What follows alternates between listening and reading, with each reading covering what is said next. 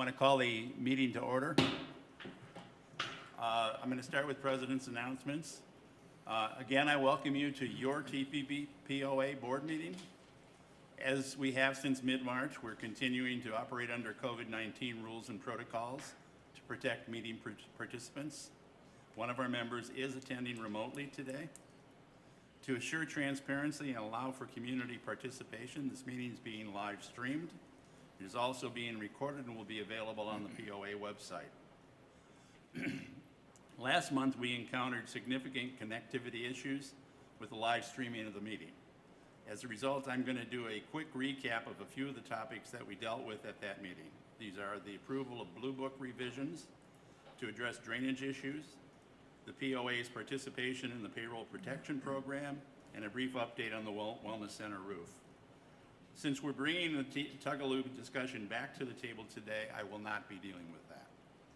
As many of you are aware, the board and the POA staff have been grappling with drainage issues associated with new construction for some time.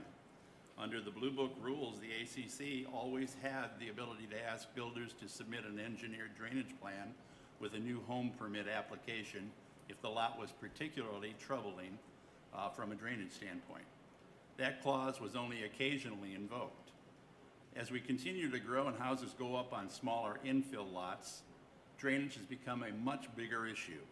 Last month, the board approved new Blue Book provisions submitted by the ACC that would require that all new construction applications be accompanied by a drainage plan prepared by an engineering firm of the POA's choosing. Additionally, that same engineer will inspect the site prior to issuance of an occupancy permit to ensure that the site is in compliance with the plan. Inspections during the construction process will be carried out by ACC personnel, and any changes to the plan must be approved by the engineer. This change is in immediate effect. At the beginning of the last meeting, I addressed some misinformation that is out there. As many of you are aware, the POA applied for and received funding from the Payroll Protection Program, or PPP, earlier this year. These funds became available under the CARES Act and were designed to incentivize organizations to maintain the employment of their workforces. The board authorized the POA to seek these funds in light of significant user fee related revenue losses that we were anticipating at the time due to the government ordered restriction or shutdown of many of our amenities. Even as we attempt to restart, this revenue continues to be under pressure. When the board was reviewing contingency plans, it was a very real possibility that we would have had to lay off many employees to stanch the bleeding. We felt that such a move could be devastating to property owners due to the inability of a vastly reduced staff to provide the services that all of us rely upon on a daily basis. As a result of this action, PPP funds have allowed us to maintain the employment of our workforce and to continue to provide the services we are all used to receiving. PPP funds come as a low-interest loan. However, if we meet the program criteria, which include maintaining employment levels, those loans can become grants. We are presently in the grant conversion phase and are confident that our application will be approved. A recent article in the Tennessean, which was picked up by the News Herald, reported that the POA received funding of between $2 and $5 million. That is not true. We applied for funds that we knew would be needed to support employment levels and still qualify for conversion to a grant. We were allotted just over $1 million under the program, not what was stated in the article. I've received a lot of feedback about the $2 to $5 million figure that was reported. I want to assure you that we applied for and received only what was needed and what we felt would qualify for grant conversion. The final point that I want to address from the last meeting is the status of the Wellness Center roof. I recently got a question about this from a property owner and thought that many other folks have a similar question. Being an attorney, I will address this in a somewhat abbreviated fashion, as this is the subject of a current legal claim. As we have told you before, we stopped work on this project when we noted defects in the installation. Investigation determined that the contractor and subcontractor were not performing in accordance with the rather detailed contract specifications. After attempting to remedy the performance with contractors, we made a claim against the surety bond. We have attempted to go to mediation, and it does not look like that will resolve our issue. So we will now proceed to litigation. At that point, we will petition the court to allow us to complete the project using a new contractor, citing the potential for harm to the building if left in its present condition through the winter. I expect that we will prevail in that petition. Well, we have a full agenda, but first I want to recognize and welcome our Congressman, the Honorable Tim Burchett. Thank you for being here. Tim is going to be an active participant in the upcoming discussion of the Asian carp. So with that, I need a motion to approve the minutes from the July 20th, 2020 TVPOA board meeting as presented. I move. Second. Any comments or corrections? All in favor? 7-0. Okay, that brings us to the second item, which is the Asian carp. And Carla, if you would. All right, thank you. As Rick stated, we do have as our special guest today Congressman Tim Burchett, who is the U.S. Representative for Tennessee's 2nd Congressional District. And he is a leader in the effort to keep Asian carp out of the upper Tennessee River Basin. So thank you very much for joining us today. And go ahead and let us know what's going on. Thank y'all so much. It's a pleasure being here. I brought Jennifer Lingenfelter, who actually grew up in your county, and she runs my operation in Tennessee. She's wonderful. She keeps me informed about issues, and this, of course, has been at the forefront. You mentioned something about PPP, and maybe I could say a little bit about that, if that was okay. Of course, that was done through the CARES Act. It was Tennessee small businesses like y'all received $8.9 billion in funds, and you were correct in saying that it was a low-interest loan. But if you follow the rules, it's really just a grant, and y'all apparently have done that. Of course, I supported that. But one of the concerns I had, and I was glad that they put it in the follow-up, was that local small businesses had asked for more flexibility, and we gave it to them. And President Trump signed that bill into law, and the bill, of course, extends the loan forgiveness period to 24 weeks. We realized that there was a rush on the banks and the accountants, and everybody was trying to figure out what the heck we were doing, and we were doing the same. Had many conversations with our leadership and Secretary Mnuchin just about that. And so, also something that was good for this area, the Great Americans Outdoors Act. The president signed it into law yesterday, and what it really dealt with was repairs in the Great Smoky Mountains and others had fallen behind, some of them 10, 15 years, and the bill was it actually was a fiscally pretty responsible bill, using some tax dollars that were generated through things in and around our park system. So it worked out as a really good piece of legislation, I felt like, and I was proud to sign on it. And there's talk of another stimulus, of course. Lots of conversation, nothing concrete. They said that the Republicans had a bill for one idea, and it was about $1 trillion, and the Democrats had a bill that was $3.5 trillion, and they said we'll probably get a $4.5 trillion bill out of the deal, and that's how they compromise, as you well know. I'm not sure if I'm willing to go that far yet on it, but we'll see. And there's other things I could talk about, but y'all want to talk about the Asian carp, and I'm glad to be here about it. I'm very afraid of that situation.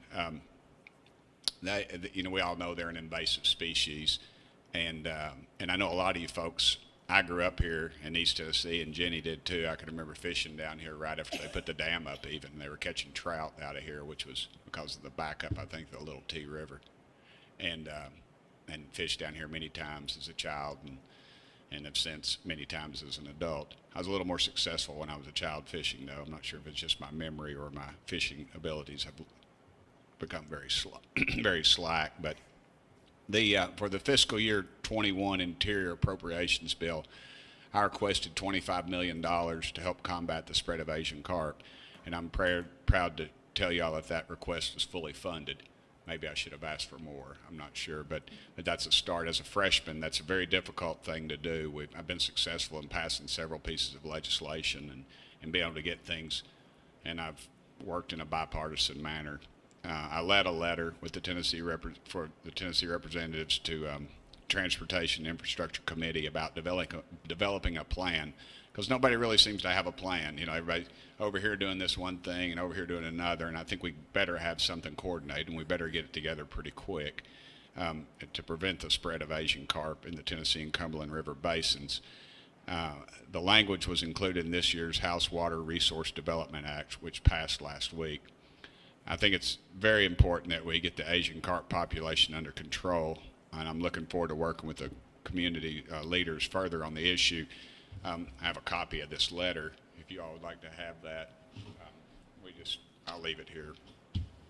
Carla, if you want to take that. And I want to say special thanks, too, to Susan Kirk. I believe, at the fire hall, and I met y'all, and y'all were very kind to me. I was tell you today also there's a TVA, oddly enough, is, I don't know if it's by coincidence or not, or I heard y'all knocking. They're having a meeting today, I believe, right now over, is that correct? Yeah, a webinar over that, and Sarah Fansler from our office is covering that, dealing with the Asian carp situation. I don't know if y'all caught the news on Monday, but the president has issued his displeasure with TVA, and I was fortunate enough to be invited into the Oval Office with just me and the president. And I don't feel comfortable or at liberty to discuss everything we talked about, but I will let you know that the president is very much aware of the Tennessee Valley Authority, and I believe they're going to be going up to D.C. tomorrow to discuss some issues of his displeasure. And I can tell you we got their ear now. Now we just got to figure out that we got to make sure they follow through. And I can stop there. And how about if I answer any questions, Mr. President, Mr. Chairman, President? Entirely up to you guys. Go ahead. Are there any questions? No, good. Yes, sir. No, I'm good, thank you. Okay. Now, as you know, that the Asian carp is, as you and I have talked about before, and you've come and attended our governmental affairs committee meetings before, and it's very much a hot topic among people who own property here. And I just learned recently of a gentleman who moved to our community from Lake Barkley, Kentucky Lake area, because of the Asian carp. So he's really, really hoping that we're able to keep them out of here. What's your level of confidence that we're going to be able to do that? My level of confidence in government is zero. I have a lot of confidence in you all keeping, and I've been in government my whole life. It's my 27th year, I think, in elected office. And so they respond to the heat. You've got to keep the heat on them, and I plan to do that. I clearly have the president's ear on the Tennessee Valley Authority. I was the only congressman in the White House at that time on that press conference when he was talking about his displeasure. I've been around President Trump many times, but I've never seen him quite this angry, and that's saying something. So what recommendations do you have for our property owners to keep that heat on? I think we need to talk to our other congressmen. You know, I realize people are afraid to take on the Tennessee Valley Authority. I'm not. It's I had an event yesterday in Knoxville, and several people that came by that were new supporters of mine, and they were lifelong employees, and they expressed their displeasure. I think we got to keep the other congressmen in the area that are affected by Tennessee. Well, they all are. You know, Steve Cohen's got their ear. I mean, it's a bipartisan. The letter was bipartisan, by the way. Is that correct, Jenny? It was bipartisan. And so I think that's very important. But paper's cheap. I mean, we've got to keep the pressure on them. When we first had our first meeting over Asian carp, I went directly to Jeffrey Eyelash. I don't have anything against him. That's, I think it's his. It's all our business that he's paid $8 million a year. And I told him first thing. I said, but you're under a contract. That's you were hired under that, so that's what we honor. But I said, this is an issue, and I don't know how far they want to push it. I think they better, or it'll end up like kudzu. It's just going to be all over. But the effects that these Asian carp can have on us will have a much bigger economic impact than kudzu. I can tell you that. And these ideas they throw out about, let's create a market for it. There is no market for that many fish. You're not going to be able to, once they're here, it's too late. You can't, as they say, it's, closing the barn door after the cow's already left, and we're about to that stage. So I think we need to take some drastic action. Yes, sir. So you mentioned the 25 million being appropriated, and back to your point here of, acting before it's too late. Is there any specific amount of that that's appropriated specifically to the prevention versus mitigation? I do not know the exact number of how it's broke down. Eugene, we'll get that to you. How about that? I'll get that to you hopefully this afternoon, and you can disseminate the breakdown of it. Yeah, because obviously we're more interested in the prevention. Yeah, Like I am said. too. It's, Yeah. and I know they'll do these carp rodeos, and it's just not feasible at that point. Well, if you're going to make it more palatable to eat it, you better not call it carp. Yeah, that's my point exactly, brother, because there's not a lot of native East Tennessee. There's not any that I know that will eat anything labeled carp. And I've heard, oh, the flesh is delicious, all this. It's a carp. You're not going to remarket. It's like remarketing my Ford and telling me, well, putting a Lamborghini label on it, it's just not going to happen. It's too late. Case in point, Easttown Mall. They called it Easttown Mall at first, and then and then they changed the name. I don't even remember what they called it. And it went out of business, but it was always Easttown Mall. That's in Knoxville. Other questions for the congressman? All right. Well, thank you very much. I'll get that information from Jennifer. Yes, ma'am. And I'll be sure to pass it on to the communications department so it can get posted to the website and included with the minutes of today's meeting. And I'll also get that letter from you. Great. If you have any questions of me or the staff, just call the Knoxville office, 865-523-3772, and just leave a I message. hope everybody out there got it and start making the phone calls. That's right. That's fine. That's And fine. remember y'all, that y'all there pay our is- salary. It's these guys and gals that hide behind this stuff, and that's, I guess, my aggravation with TVA. It's the accessibility question. I mean, I know they come to the meetings, they hold hearings, but we got to do something. And talking about it, saying it's not going to happen just isn't feasible. Well, we truly appreciate you coming here and addressing us. Thank you so much. Thank you, Mr. President. Thank you, members. And to those of you who are tuning in online, be sure to go to the Tellico Village POA website, and there is a list of the elected officials and governmental agencies that you can call, write, email, keep the pressure on. So, thank you again. Thank you. Thank you.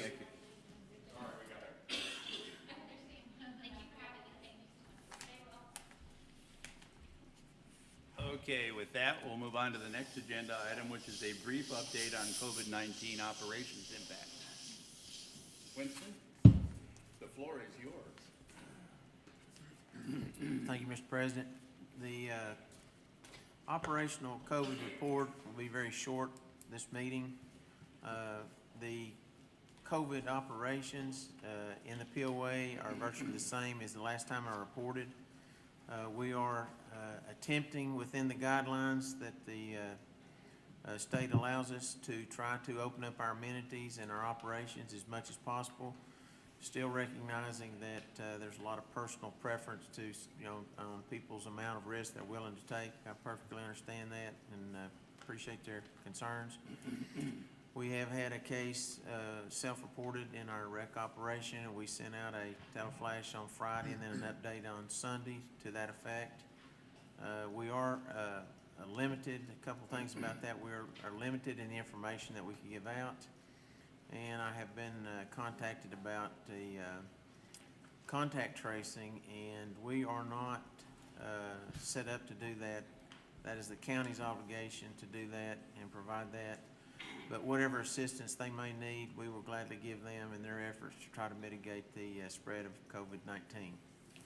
And if there's any questions from the board, I'll be happy to entertain that. Other than that, my report's finished. Does anybody have any questions for Winston? Beth, are there any questions from outside? Okay, with that, we'll move along to the discussion of Tugaloo Park. And just as an introduction, during our July 22nd meeting, the board engaged in a lengthy discussion of property owner concerns about the Tugaloo Park, Pavilion, docks, and beach areas. During that discussion, 2 motions were made. As many of you know, the board had experienced difficulty maintaining its live stream connection on that day, and as a result, community participation was not what we hoped for. Due to this, I requested that the board table these motions until today's meeting so that we could continue the conversation before taking a vote on them. The 2 motions in question are, 1, to maintain security arrangements at Tugaloo as they currently exist. 2, to adopt smoking bans for the Tugaloo Beach and Pavilion and to designate a smoking area in the park. At this point, I need a motion to bring these back to the table. Motion made. Pat? Second. Marty? As it's a motion just to bring them back to the table, there's no debate, so all in favor? Any opposed? Oh, Steve's got a, hey, Rick, Yeah, can you hear me? I can hear you. Okay, this motion, this vote is to Bring it back to accept the table. putting the motions back on the table, correct? Exactly. All right, I'm a yes. Okay, 7-0. With that, I'll turn it over to the Honorable Pat White. Oh, thank you very much. I don't have any slides today. All I have is, And Lord knows, Pat, we do thank you for that. oh, and yeah, me too, believe me. The board fully understands the issues regarding Tugaloo and the request to install either a security service and/or an access gate, a barrier, and a turnaround. And we fully understand the background information provided, the points being made to support the elimination of non-property owners from Tugaloo. We also understand the potential pushback from making any decision. The basis for the issue regarding a security service only is that non-property owners would continue to have access to Tugaloo. A security service would be required to check IDs, confront non-property owners, would require a long-term yearly contract, and would not change the behaviors of trash, profanity, smoking, etc.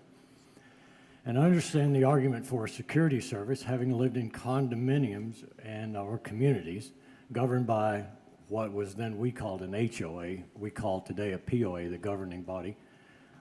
My statement is, believe me, that when I say that you don't want your governing body to have behavior policing authority, which we do not here with fines and such. A security gate, barrier, and turnaround would eliminate non-property owners using Tugaloo, but would not eliminate non-property owner walk-around or the behavior problems identified. A security gate would require immediate response for repairs due to the entrance or exit during power and equipment failure and replacement issues, issuing identity cards or a scanner or car cards for access. But more important than these issues, privatizing Tugaloo would send a profound message to Tellico Village property owners and the surrounding community in Loudoun County. Upon implementation, the first time the gate is lowered, the message sent is loud and clear. We, Tellico Village, do not want you in our community. We'll volunteer our time and resources to help our county neighbors. We'll help build your habitat homes. We'll collect food for your hungry, and we will help in your schools, but we don't want you on our property. There's no denying that message will be sent.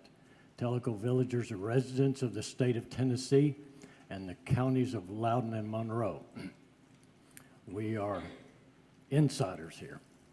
The TVA has granted Tellico Village the right to construct and maintain the road, parking, playground, pavilion, restrooms, and beach below the 820 line, which the TVA allows as public use land.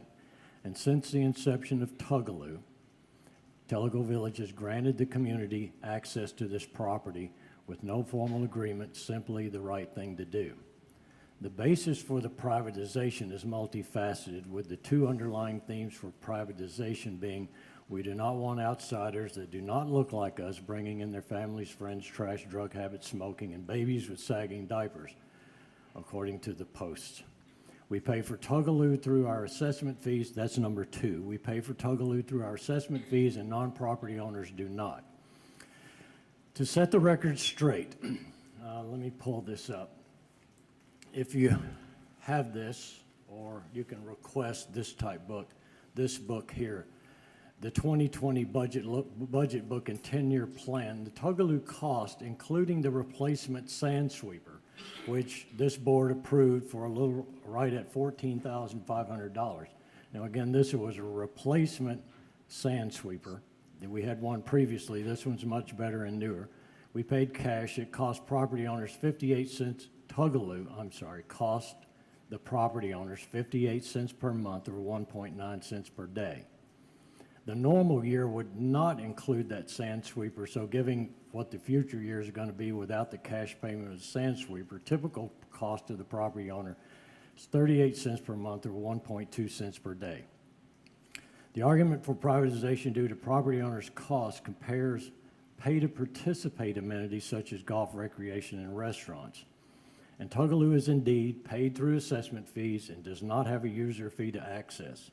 But for example, golf has generated through the month of June $1.3 million in user fees to date. Does not include subsidies from assessment fees. I do not see the benefit of privatizing our Tougaloo recreation area at a property owner cost of a penny per day when I weigh the profound community message of exclusion. And a final point. A number of property owner responses that we got either through Nextdoor or through the TVPOA website made suggestions represented by the following submission. And this person writes, should we put up a sign informing everyone that they're now recreating and enjoying a beach and facilities compliments of the Tellico Village property owners? Question mark, he ends the sentence. Then he says, I think if the goal is to improve community relations, we should at least let them know that they're benefiting from our endeavors and funding. A sign, maybe, again, quote, welcome to Tougaloo Beach, built and maintained by Tellico Village property owners. Please respect the rules and enjoy your day. Mr. President and Board, I make the original motion to maintain security arrangements at Tougaloo as they currently exist. That motion has been made and previously seconded. It was brought back to the table today, so I'll open it for discussion. Steve? Yeah, Rick, I got a couple of things. Shannon, if you'd put up a quick slide that I put together, because I want to clear up what was said 2 weeks ago during this presentation. And this is just a chart that identifies some of our amenities broken down between what is truly private to the village, who pays for it, who uses it. So if you take the first two, we've got our recreation facilities, the wellness center, the pools, the courts, kayaks. We've got our docks.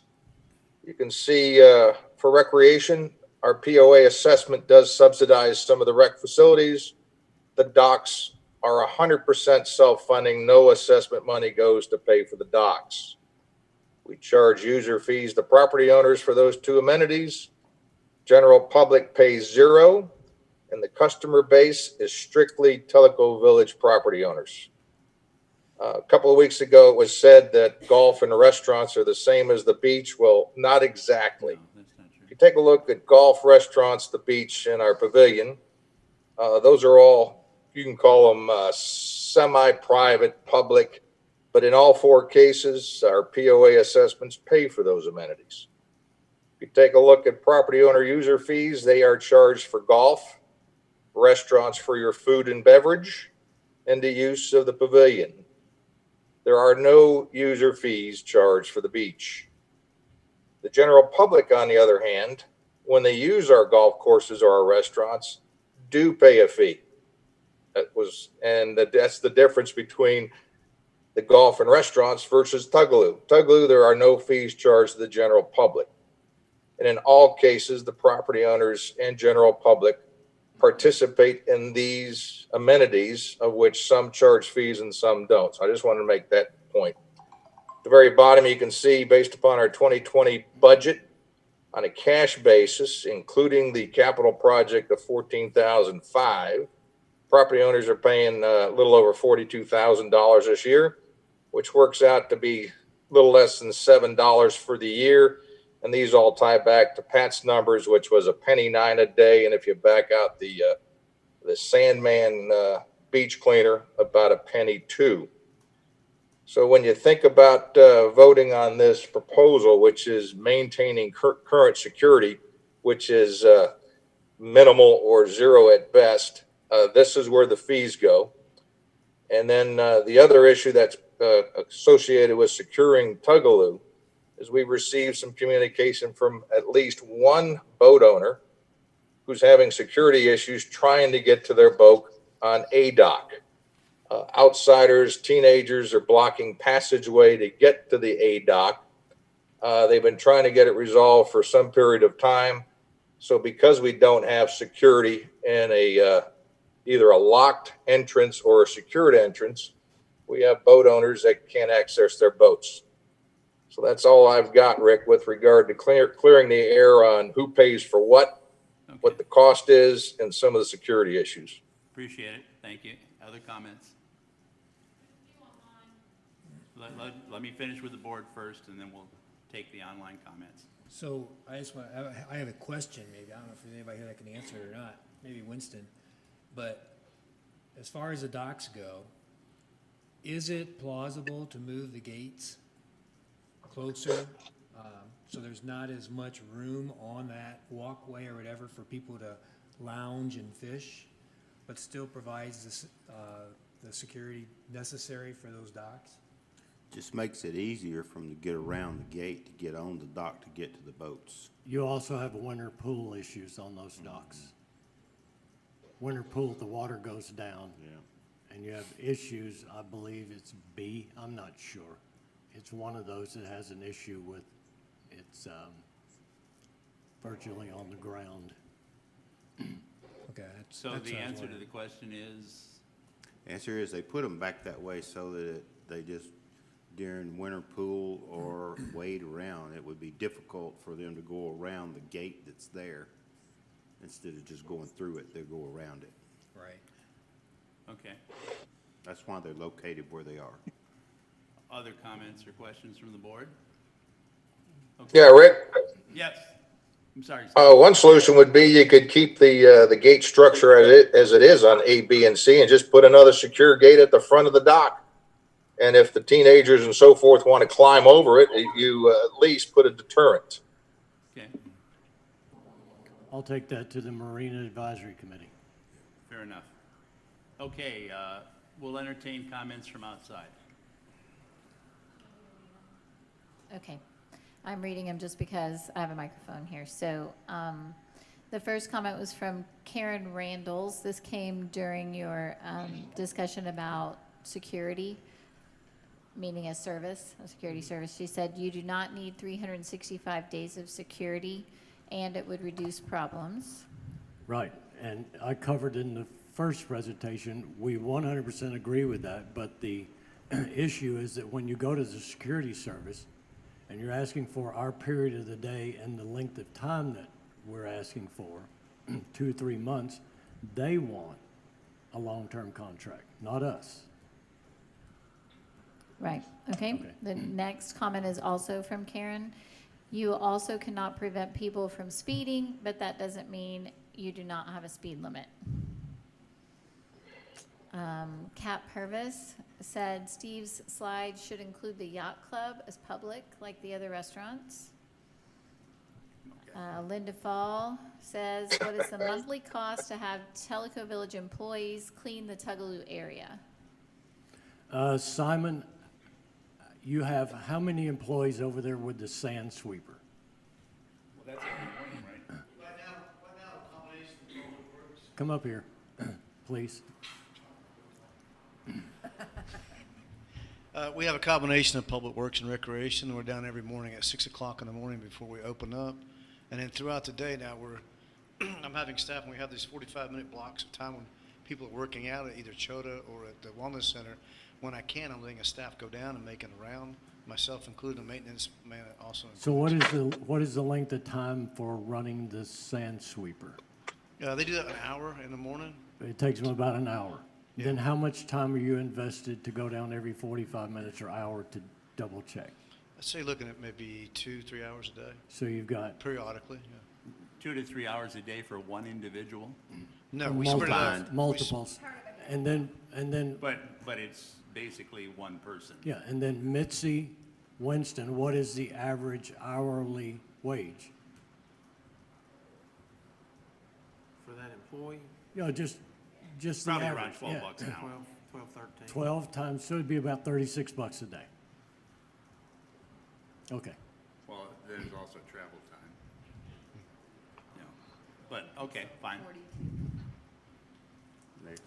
Okay, so the next question is from Bob Denny. If there is no problem with security at Tugaloo, why is this statement on your board webpage? I'm sorry. And I'm assuming he's referring to the statement. I don't understand. Well, he doesn't specify which statement. Bob, if you're listening, let me know what you're talking about there and I'll pass it on. I think it's about the privacy, it's a private. Board stands on important issues, and one was Tuckaloo Beach safety from 4 years ago about a completely different safety. I answered the question, Carla. Oh, okay, thank you. So the next is listed as a sarcastic remark by the person who made the remark, and it says, "Wow, so the motion posed and seconded is to do nothing? Thanks for the great governing POA." The next one. Well, just not as a sarcastic remark, but I would estimate I have at least 40 hours in this. Rick, I've got more than that. Rick's got more than that, Carla? Okay, Yeah. so, Not more than Rick. And I'm not looking for pity, so. no, Let's me just neither, move on. me neither. So, I'm just saying, this is not an issue that we're taking lightly, believe me. No, and I would say too, we're still having the discussion here. It's not a closed topic at all. We're still discussing what we might do, what the staff intends to do to really bolster this up. So stay tuned. Carla, what's next? When Teleco, oh, I'm sorry, I skipped one. It is important to make the beach and pavilion non-smoking. We'll deal with that next. We'll deal with that next. When Teleco and Tugaloo first opened, this is from Nadine Wright, you had a much smaller population. Now you have over 7,000 residents. It was marketed as a private area for residents. Okay, I understand that one. That's not a question, right? Right. It's a statement. Correct. And Nadine Wright said that she agreed with Bob Denny, but I will tell you that Beth Kuberka answered Bob's question that was posed about the statement on the website, saying that was from 4 years ago about a different issue which has been resolved. Thanks, I will move that file into the archives. Although Bob Denny then says those are the same situations that presently exist. Okay, got it. Why not issue every resident 2 car passes? And if a car is in the lot without a pass, have a sign that says the non-compliant cars are subject to towing or the installation of a boot. May I? Please do. I don't think we have the authority to do that, do we, Mr. President? I will defer that to the corporate attorney. No, I don't think we have policing. I don't think we have specific policing authority under any of our governing documents which would allow us to take any action relative to private property and parked on the premises. Also, there's the issue of the fact that much of the property at issue is owned by TVA as it's below the 820 contour. So that would, to the extent policing authority exists, much of that would lie in TVA's realm, And potentially, if we did that, would it open us up to liability? undoubtedly. Undeniably. Okay, got it. Thank you. Next. Okay, this one's from Kimberly Cunningham. Also need to add in the bathroom and pavilion cleaning and the administration costs like the portion the docks pay to the POA. I'm not sure I understand that one. She's looking Teresa, at total cost. Teresa Young asked, and I believe it was Bob Denny who also asked about the submitted comments. The question is, are our submitted comments going to be even in consideration? And I do. So if if there's a cameraman back there, So basically, I have- and I'll respond to that. I have well over 150 comments here that were either sent to me personally or were submitted through Beth or through other sources. I have read every single one of them. and to clarify, the comments that went to the TVPOA website, there were 73 of those. Yes, that's true. And I would also like to say that I went through them all and highlighted each person's recommendation and also tallied whether they were in favor of a gate or no gate. And it was much closer to even than some might expect. And then another board member took 2 more columns and added an other, because some of them did not say against a gate or for a gate. There was another issue. Correct. And then the 4th column was restrict smoking, which Correct. was, And we'll deal with Surprised the to be smoking very issue high. in a minute. So I think the answer to that question is absolutely, all of those comments were taken into consideration by the board and are being taken into consideration by the board. Any others? Carla, Yes, question for Winston. What security do we have at Tugaloo? If you would explain what security we have. Basically, the same security we have all over the village, and that would be the Loudoun County Sheriff's Department. So how often does the Loudoun County Sheriff's Department patrol Tugaloo? Almost never. They So will basically, we they have will no answer- security if at you- Tugaloo. If you call and make a complaint, they will answer that complaint, provided they So have an basic- officer available. Basically, yeah, there's no formal security plan for Tugaloo. Well, there are cameras, and in fact, Clayton, how many cameras are at Tugaloo? I counted at least 11 The entire area is, I don't know the exact number. he There's said, 16. for those that can't hear, he said the entire area is covered by cameras. by cameras. So if there is an incident, we would have it on film. I think Jeff made comment to that as well. So there's 16 of them down there. 16, okay. I only saw 11, so, sorry. okay, next, oh, go ahead, Bruce. No, go ahead. Nadine Wright says, I think there should be a poll to all Tellico Village residents regarding to privatize the beach or not. And Greavy says it's private property, so why can't we tow or boot a car? Because we don't have policing authorities, as our attorney has just advised us. Kat Purvis says, our village is basically a republic and we don't take votes regarding individual decisions. I'm sorry. Teresa Young He says. said we don't make re- decisions meaning- on polls. Meaning a popular vote. Oh, okay, I understand. Teresa Young says, who cleans the restrooms, which are used like a truck stop? I assume, Clayton, that the restrooms are cleaned by public works folks? Yes, And how often, what's the schedule? Daily? Can that be increased? can it be increased? I'll have to look at their schedule and see if they have enough time to get there. Or if there's a need for it to be increased? Well, Determine. absolutely. First determine the need and Yeah, then, there you go, okay. Next? Karen Randall says, what about liability if a non-resident is injured? The same liability that would exist if a resident is injured. also on walking trails, common property, golf courses, Yeah, that's restaurants. exactly right. Okay. Roads. Yeah, Roads. we would have exposure to liability for any injury that occurs on any POA property. Bob Denny That's why says, we carry insurance. That's why we carry a lot of insurance, yes. Bob Denny says, please respond to the quotes from the Covenants and Restrictions, Article 7, Section 2, stating that common properties are for the use of paying property owners. Kevin? That's the primary purpose and designation of all property within Tellico Village, but You need to turn on your microphone.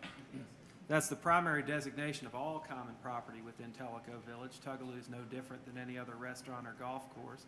Historically, the association has allowed guests, invitees, and other public to use the property as in an appropriate manner in accordance with the POA rules and regulations. Doesn't lay out there the word exclusively for. It does right? not. Okay, next. So then Nadine Wright says, then make it an official poll to all residents. Start a committee of volunteers to investigate these issues. I understand that one. The next person says, everyone is rebutting comments with an obvious bias toward doing nothing. It is clear from the number of comments and concerns that there is an issue. Same person continues, the board should be trying to address solving those concerns rather than trying to defer, deflect, delay, and dodge the issue of doing anything to restrict access. The same person goes on to say the board should be trying to address solving those concerns. Oh, she just repeated the same comment. And Greavy says, why can't we get the power to police the area? Amend our documents? That would require a 2/3 vote of the entire membership of all property owners. And when's the last time that we actually amended the CNRs? It was done years ago on a non-substantive issue, but to my knowledge, there's never been a And major. how long did that process take? It took a 2-year process and cost roughly $40,000, and that's solely related to the procedural amendment process. To my knowledge, there's never been a major substantive amendment to the governing documents by the property owners. So what you're telling me is that when the CNRs were originally set up by the developer, they made it extremely difficult to change them. That is correct. Okay, thank you. And Kat Purvis chimed in and agreed with that, saying amending the CNRs is very difficult, if not impossible, and has only been done once in the past at a high cost and over 3 months' time. Bob Denny commented regarding the image of being exclusionary. Is Rarity Bay seen as exclusionary? Is Wind River seen as exclusionary? They are gated communities completely. Yes, that's true. And to the point of exclusionary, if I get a tea time at Rarity Bay, if I don't check in at the gate, they don't let me in. Got it. Karen Randall says, why am I paying these dues every month? So what did you say the percentage is in her penny a day. assessment? $6.96 a year. Is that correct, Steve? That's what it says on that. It's chart. one. That is the 2020 cash funding required, which includes the 14,500 Sandman. And it breaks out with the Sandman, it breaks out to 1.9 cents per day. Without the Sandman, next year it's 1.2 cents per day. So we're starting to plow the same ground. No, keep Right. going, keep going. Eric Carlson suggests that he doesn't feel the need to be inclusive to people who don't respect the amenity. Got that one. Steve Trudnak says, right now the problem is that we are the only beach area open, and that is probably important to note, that we have extra traffic right now because the public beach at, is it 444 and 321, there where you go into Lenore Yeah, City, Buffalo has been Island. closed due to Been closed all summer. repair, maintenance, construction. So that is definitely pushing traffic down our way. Bob Denny speaking to Rarity Bay and Wind River, they are gated, and that is the point. If Tugaloo is gated, it's the same as Rarity and Wind River. Okay. Well, I got a couple comments. Okay? Okay, go ahead. We have, although they're not officially recognized, that we have multiple places in the village where people come and go to swim that aren't residents of the village. One's on Choji Way, the other one's right off 444. We have not even entertained the idea of putting up a gate to keep those people from using those spots. I wonder why. Second thing is, people have come to me and asked me, can't you put, instead of a gate, can't you put someone up on Tugaloo during the season and check to see if they're a resident or not? Not that we're keeping people out, but if they want to come in and use the beach to help defray the cost of maintenance, a penny a day or whatever it is, then why don't we issue day passes like a lot of state parks do, where you come in by the car, or you come in by the person, you pay a fee to use that facility. So I throw that out there. I haven't heard that on those comments, but I've been asked that by multiple people, so I'll throw it out for discussion on the board. What if we hired someone from, say, mid-May until mid-August, and their idea is to not police the docks or the dog park or anything of that nature, but to police primarily the beach area and let them use it if they pay a daily fee? We have to act on the current motion first. Okay? That's just a question, comment, I as it understand. relates to the current. I've heard it too, by the way. And It was there- included in these submissions okay. as well. People, Yeah. some So, people Sure. recommended that. Yeah. There's a big discussion in that in itself, I know. you know, where. But if you go on this current motion and you vote that, then you won't have room for other discussion. Okay, I guess I'd like to make a statement. I've received and read literally hundreds of comments regarding Tuckaloo. They range from dock security to refuse accumulation to parking concerns to outsiders using POA built and maintained facilities. People have come down on both sides of this issue. You know, in fact, some of them have been very specific and very personal about their comments. As far as security goes, my sense is there's more work to be done in this regard. If we as a board decide to leave the situation status quo, we will be asked to deal with this again next year. Funding for security measures is not available in the 2020 budget, especially in the face of cutbacks that have been put in place due to the fallout from COVID-19, which is certainly still with us, and God knows what it's going to do to our budget. I'm not of the opinion that the present proposals represent the best approach, nor are those fixes what I sense the average villager wants. It's my belief that the board should continue to gather facts, and in doing so, maybe establish a committee to do this that not consists of board members, consists of staff personnel, representatives from various components of the village, and maybe a board member. You know, we need to broaden input from the community, and we need to explore alternatives before we vote to put this issue to bed as it currently lies. I move to table this issue at the present time until we can accomplish those objectives and appropriately budget for whatever is decided. So I'm looking for a second.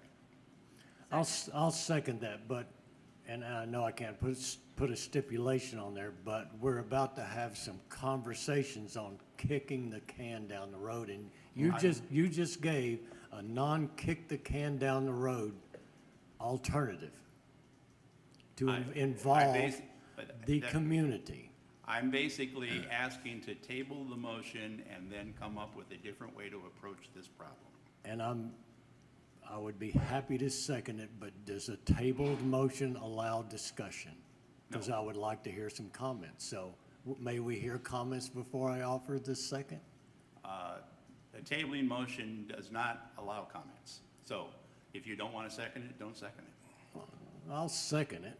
Okay. Now I have a request to the board. May we go through a few comments? No, Not an you answer. have to have, a have to have- tabling motion with a second Once you table has it, to be voted. You can, Okay. once you table it, you have to vote. You could have a discussion after that. Okay. But it wouldn't have anything to do with that tabling. Right, So- exactly. There's a motion and a second to Which- table this motion to leave Tuckaloo exactly the way it is today. For Robert's rules, let me ask you a question. Yes. If you table this discussion as it was proposed, then could someone else come up with a new motion which would allow discussion? Of course. It's Yeah. got to be a different motion. Yep. So, I'll call for a vote. All those in favor of tabling this motion? I'll table it. Steve? I'm opposed. Okay, 6-1. Okay. So the motion to leave Tuckaloo in its exact current state has been tabled.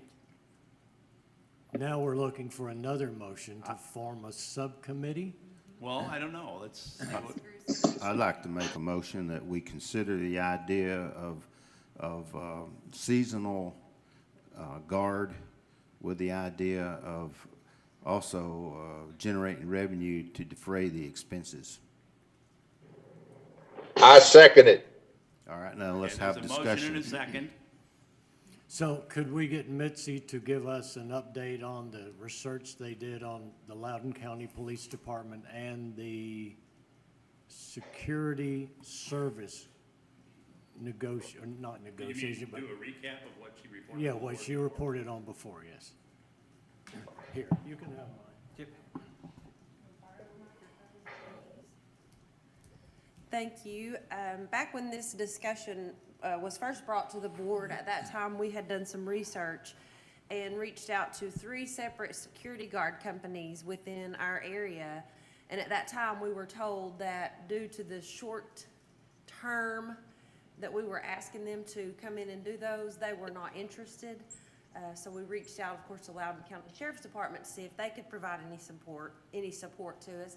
And at that time, they told us, due to what we were asking, with the current laws that they have to abide by, should there be any people down at the beach, whether they're a property owner or not, with any alcohol, they would be giving citations out. And so at that time, you know, we said, okay, let us go back. And that would include on the docks. And that would include on the docks. So if you rode up on your boat and you're tied down, anchored down, and you have any alcohol, they would be giving out citations. So we brought that back to the board, and at that time, of course, you all said, okay, let's discuss it a little further. You know, now if we were looking for a longer term situation, these security companies may be more willing to work with us. But because we were just looking for a short term, a few months to get us through the summer, they just were not interested in working with us. I can understand that. Well, and as I recall, the conversation with Loudoun County also said, if there's a complaint made, we'll answer the complaint if we've got an officer available. I'm not looking for a policeman down there. I'm looking for a seasonal employee like they do in state parks that says, you pull up to the little gate, you want to come in for the day, you pay so much. If you have a federal pass or if you have a Tellico Village pass, you don't have to pay for the day. So I'm looking for something like that basically says, we haven't closed this off to the community. We're just providing this as a service, but this service needs to be paid for. Steve? Hey, Bruce. Yes? I also agree with you. This could be either a POA employee or a POA contractor or a temporary employee for the season. Exactly. You have somebody at the entrance. You give your name, address, show your POA card that everybody gets issued when they get their property here in Tellico. They've got guests. They can have guest passes for them that allows them in. But then you'll collect data as to how many property owners are coming in and how many outsiders. And once you put this in, if you charge them a fee, word will get out in a real hurry that Tellico Village is screening cars coming in Tougaloo. I fully support it. Other comments from the board? Comments from outside?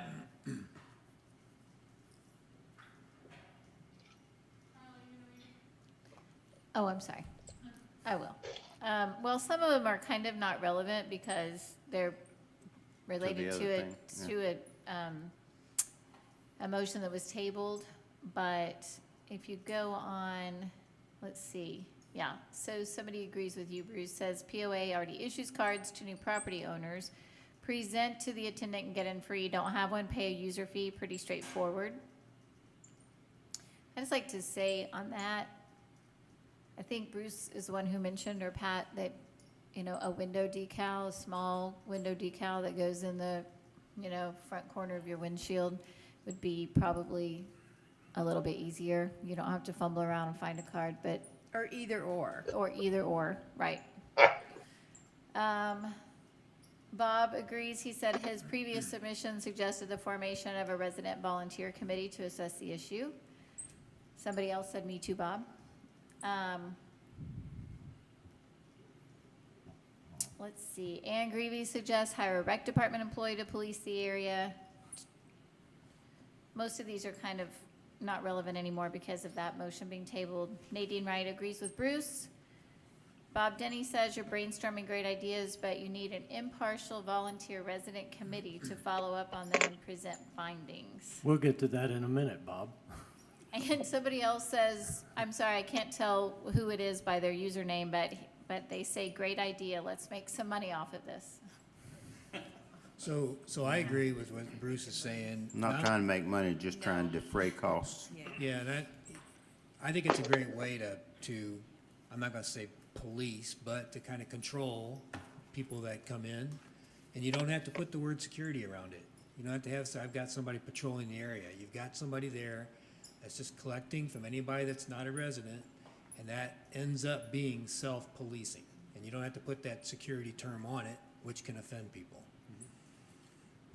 I would just make one clarification that you might want to involve TVA in any discussion regarding gating or security or charging an access fee given their ownership rights in certain of the property. Yeah, you and I discussed the gating issue, and what you told me was we would definitely have to consult TVA before we put a Correct. gate.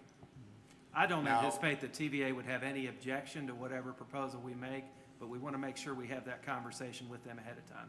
So it's a That's fair. stepwise process. Correct. If I may? You know, the question I would raise, Bruce, you know, is, I'm looking for a compromise, you well, know? what I'm looking for is more of an open dialogue with homeowners and property owners.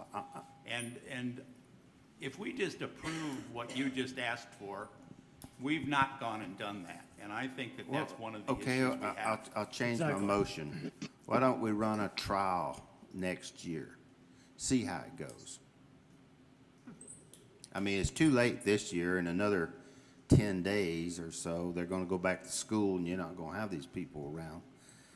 Whether they're virtual or whether they're in classroom, they're gonna go back to school. So I would propose that we spend this winter and instead of kicking the can down the road, we have a plan that basically says we're gonna run a trial and we're gonna try to control this. Here's a way to do it, and if this committee that you guys are proposed and Bob Denny has agreed to, then basically, or suggests that we may modify our trial. Would you make that committee part of your motion? I will. Okay. Now, who seconded it? I can't remember. It was me, yeah. Okay, so you accept the amendment? Absolutely, yeah, I second. So basically, the motion at the table is to investigate alternative ways to police the area and potentially charge user fees for non-residents, and to engage the community as well as staff in developing a solution to be implemented next spring As a trial. as a trial. Does that pretty much cover the waterfront? I'm suggesting that, yes, Okay. that we go into something next year with something that we're gonna do, not continuing to discuss it next year. Well, yeah, see, that was my whole, I just don't believe you can leave it the status quo. Right. Got to come up with some kind of a solution. Right. Okay. With that, are there any other comments? There are some other outside. Yeah, I got a question. Okay. Steve? Yeah, I think, my problem with the motion is there's no action taken right now. We have an opportunity to, get some temporary employees in here. Yeah. Put them at Tugaloo and let's collect the data now. Let's see who's using it. Don't charge a fee. You know, Just the when rest people of the cruise summer. in, take a name and address or POA card. You'll identify how many outsiders are coming in. We can do that. Well, That information will go out to the general public. You'll at least collect some data now while this committee's working on other possible solutions and you're gonna wait another 6 months before we do anything. I think we need to take some action now. Yeah, Steve, you're right, and that was part of my comment was, I think this board needs to gather more facts. Right. And that would be one way of doing it. Well, and if I can make a comment based on what Bruce is, and again, we don't know the kids going back to school by virtual education. We don't know this, but they're going, and we could very easily start putting money or funds into somebody collecting data and virtually nobody goes down there in 2 or 3 weeks. If you want to do that, that's perfectly okay for me, and if you call for a vote, I'll vote for it. But I think there is a better time to invest that money and get results. And in the meantime, as we've all done in this golf ad hoc committee, Mike Colacone and I ran a couple of years ago, it's going to take you a couple of months to go through the people that we're going to ask, do you want to help do this? Do you want to invest the time? Here's what we're going to look at, and here's the amount of time you're going to be spending in meetings and otherwise, and all the assignments that you're going to have to do. So we're in for a long haul here, but we've got a great opportunity in that the fall and winter's coming. And we should come out of this next spring before the first person wants to go to the beach and have a solution. So my question is, do you want to take the survey now? Are you confident in that you're going to get good results? Because you may get results that show we don't need to do anything, and we know we do. So does this extend though beyond just beach usage? I mean, it could be people fishing off the docks. Well, anybody that enters Tugaloo would be surveyed. That's what I mean. Yeah. Maybe that would call for something to happen immediately as opposed to waiting until next spring. Sure. Well, and the other thing that I'd like to say is I think you're gonna, if you did it even just on the weekends, even if school's back in. That's a point. Virtual or otherwise, I think you're still gonna, as long as it's hot days, you're still gonna have people on the weekend. So I would say you'd wanna do your surveying on the weekend, because that's when you have the most population. Okay, question to Steve. So, Steve, how about the weekends, and then we factored that 2 days up to 7 days a week? You think that'd be a good number? As long as we get started doing something, and to address your concern about cost, Clayton's got some people that we just gave him today that he could cross-train and use those resources. So it's not anything more than the board's already approved. So we hired I Clayton. didn't see that in the job description, Steve. Well, we can change it as duties as assigned. You just lost him, Clayton. Okay, comments from outside. I was going to say, okay. Cap Purvis says, I believe the only area we can control is the road. The beach is below the 820 line, and TVA has control over this. I'm sorry, some of these are Actually not. back in the. Yeah, actually, Actually TVA has not. advised people that we have the ability to control To that manage area. it, right. Yes. Bob Denny says, well, there are those property owners that doubt, I think is what he means, impartiality of the board. A committee would eliminate that, whether it's there or not. Nadine Wright says, removable placard is safer to identify residents. I don't want the whole world to know where I live with a car sticker. My thought of a car sticker, the way I see it, is a pretty nondescript. It's just, we know who it is, but whatever, wherever we land on that, we can do. Bob Denny says, okay, Pat, I'll be quiet for now. Thank you, Bob. Ann Greavy says TVA doesn't own the road, right? We do on the road. TVA doesn't own the road. Does not. That is correct. Correct. Excellent point, Marty, about the negative or draconian semantics surrounding the terms policing and security. A parking attendant is much less threatening. Yeah. As a park attendant, right? Ann Greavy, they will be here on the weekends. Don't wait. David, bingo, conduct a trial of charging entry. Somebody whose username is Pudo Ludo. Why not run a trial with the remainder of the summer and use the winter to assess and address for a more successful implementation next summer? Yeah, that's what we're looking at. That's what we're gonna do. Susan Bartolini says, I totally agree. We are new. We were told the beach was private. False advertising. Karen Randalls, most of these are statements. Karen Randalls states, many of us who live in Tellico do not want to go to the beach anymore because of the outsiders. Nadine Wright says, if you do not charge a fee, then it will not be an accurate appraisal. Referring to the test, I presume. Pudo Ludo says, it's not about us versus them. It's not about residents versus outsiders. It's about contributing users and non-contributing users. Kimberly Cunningham says, August is hot. Let's get data through Labor Day. Good idea. Susan Bartolini says, we wanted to check out the beach, but there was no parking to do so. And the person who I can't figure out who they are says, when getting our information, we should make sure that we count adult children of residents as guests and not actual residents. If we're That's counting sometimes guests. hard to do because there are people in the village with children that are Right. fairly old. I also feel like guests are not who we're trying, that's not what we're trying to determine, right? Because Well, we I don't think consider we're trying those to guests of deter, Tellico Village People residents. bringing their grandchildren to the beach. Right. And also, which brings up a point, because I've missed my sons all summer, and 2 weeks ago, one family came for a few days, and then the next week, another family came. And Alice and I have things to do, so they would pack up and go to the beach. So they don't look like us. They're much younger than me. And I would really hate for them to be on that beach and somebody challenge them, you're an outsider, get away from here, where they're my guest. Right. So, Use your pass. yeah, I know. But I'd like to that's all see I'm us saying. implement this trial this year, August now, it's early August, with a charge for non-residents. I agree. Now, I don't know how much we charge, make it nominal, just the fact that people in the future will know that we are going to charge non-residents to help defray costs. Well, here would be my suggestion.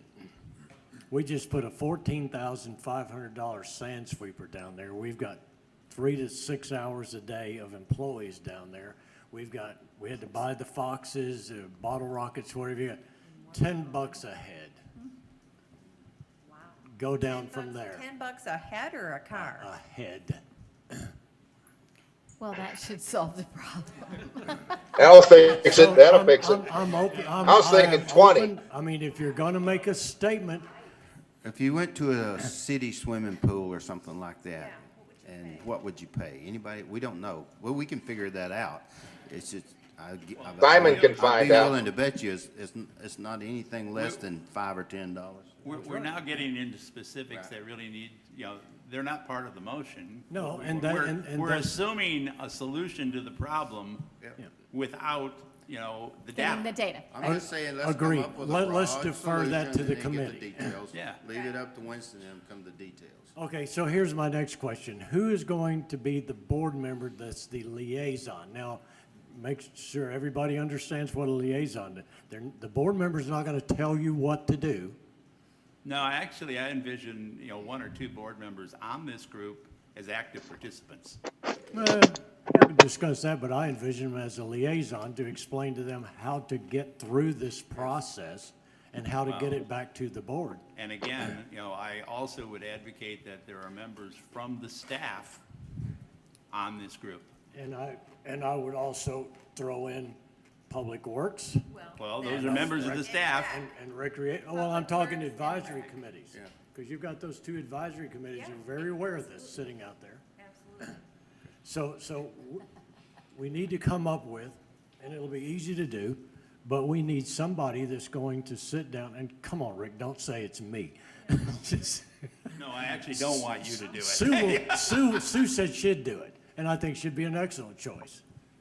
But it needs to be an equal number, and you can determine this by going through Nextdoor, or you can go through this form that we got here, or your emails or texts. But I strongly advise you to get an equal number of people that agree and disagree with what you're doing, so that everybody reporting back to this board will see both sides. Okay? That's have my a only few Any more advice. suggestion outdoor how I Well, you've got to have- interrogate these people? We're and- getting into the details Yeah. of trying to solve a problem. Yeah. We need to make a decision. Decision. So are there more comments from outside? There are. RB Hankis says, I'm not in favor of allowing the public to use our facilities for free. If we are required to, I suggest we ask Loudoun County to kick in some dollars to help us maintain it. Well, that probably won't. And Greavy says, I agree with $10 per person, kids also. What? I got one. Jan Doherty says, give your visiting children your POA card so they will be verified There you as go. guests. I got two. Udo Ludo says $10 per is steep. As a pilot project, you should go with $1 per head. Nah, Bob Denny nah. They'll get Bob that out of Denny pocket says, change. I thought y'all were gathering data first. Wait, I thought Bob was gonna be quiet.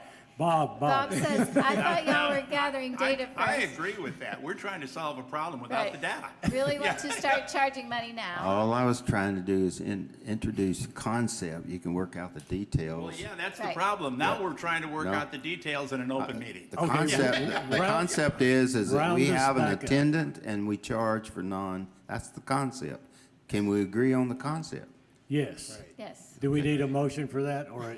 Does that need to be, there's The already a motion's motion on the table. The concept is to have an attendant that would check for membership, non-membership, and if there's non-membership, we have a charge now, And we had a second? right? Well, hang on, but there was more to that motion, and that was to establish a committee Well, Yes. and, to and investigate this issue. what you need to do is you need a committee to flesh out the concept, and I agree with that. However, you know what a camel is? It's a horse designed by committee. Yeah, I got it. So all I'm saying is all the that way across the if we desert have a without committee and we don't do something here, you're never gonna get it What you're done. suggesting would be the gathering of the data. Right. But I'm saying And that's that, how a committee would make decisions. okay, but you guys want to study this thing all winter. I'm saying, no, let's do this I never said in that. short order. I never said that. Okay, so moving on to the rest of our comments. Kimberly Cunningham says the Loudon pool is $5 for reserved admission and $4 for regular. There you go. However, do they have a place to make sandcastles? No.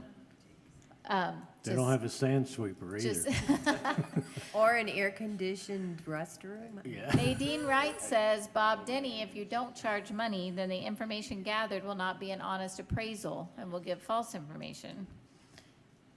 Karen Egan says, I'm not paying to park for the dog park. Nope, no way. Just to clarify, that was for non-Tellico Village residents. So Tellico Village residents will not be asked to pay for anything. Susan Because they are Bartolini. paying their part to defray Right, costs. the dog, yes, the dog park members are already paying for the dog park.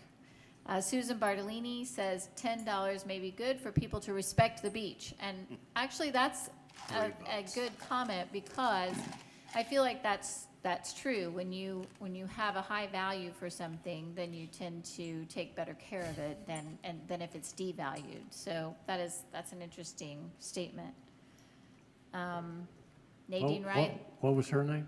that was Susan Bartolini. Thank you, Susan. I have 3 votes now. Nadine Wright says, I like the concept. Kat Purvis says, if you charge $10 per person, the people coming here will go away and the outsider problem will no longer exist. I got 4 votes. Yeah, yeah, Cap is very pragmatic. He must that's be- the point. Karen Egan asks, what should people do if they lost their ID card? They have to go get a new one. You'll have to go to the POA office and get a new one. Bob Denny, how can you implement actions like collecting money before you get your data and recommendations from the committee? That would be my point.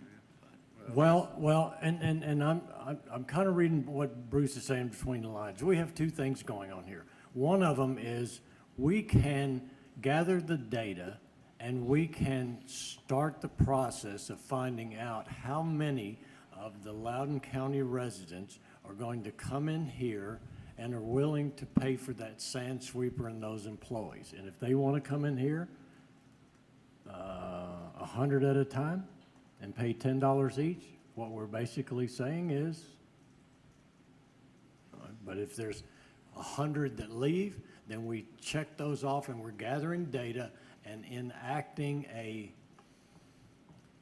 method to control the access to the beach at the same time. Now, I'm not saying that this committee will not go out and form and then determine under Sue's guidance and leadership that we don't want it to be $10 anymore.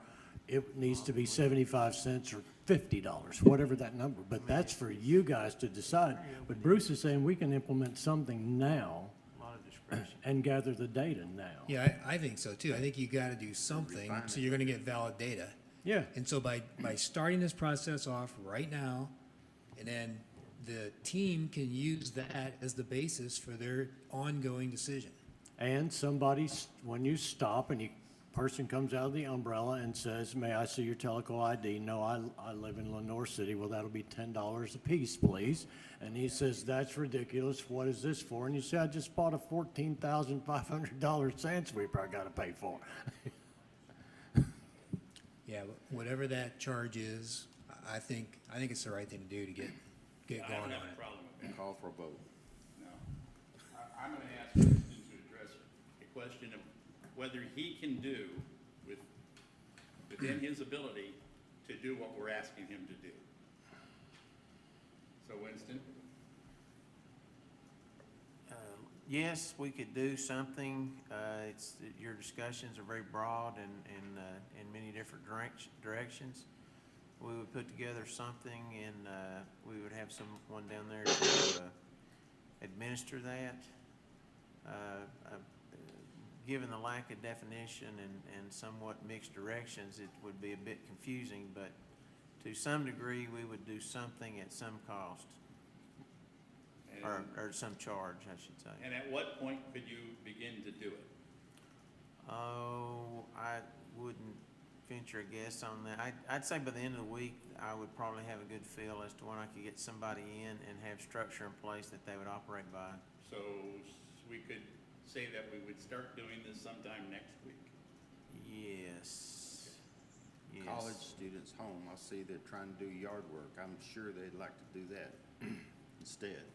But I would like to suggest that we at least get this committee, or at least the beginnings of the committee, so myself and the responsible POA staff together to talk about procedurally how this employee is supposed to act and what they're supposed to do. I don't think it's Well, yeah. it's way too easy just to say, okay, go and take Sue, $10 per person. I'd only, suggest that, let Winston, from an operational standpoint, set up that process. Okay.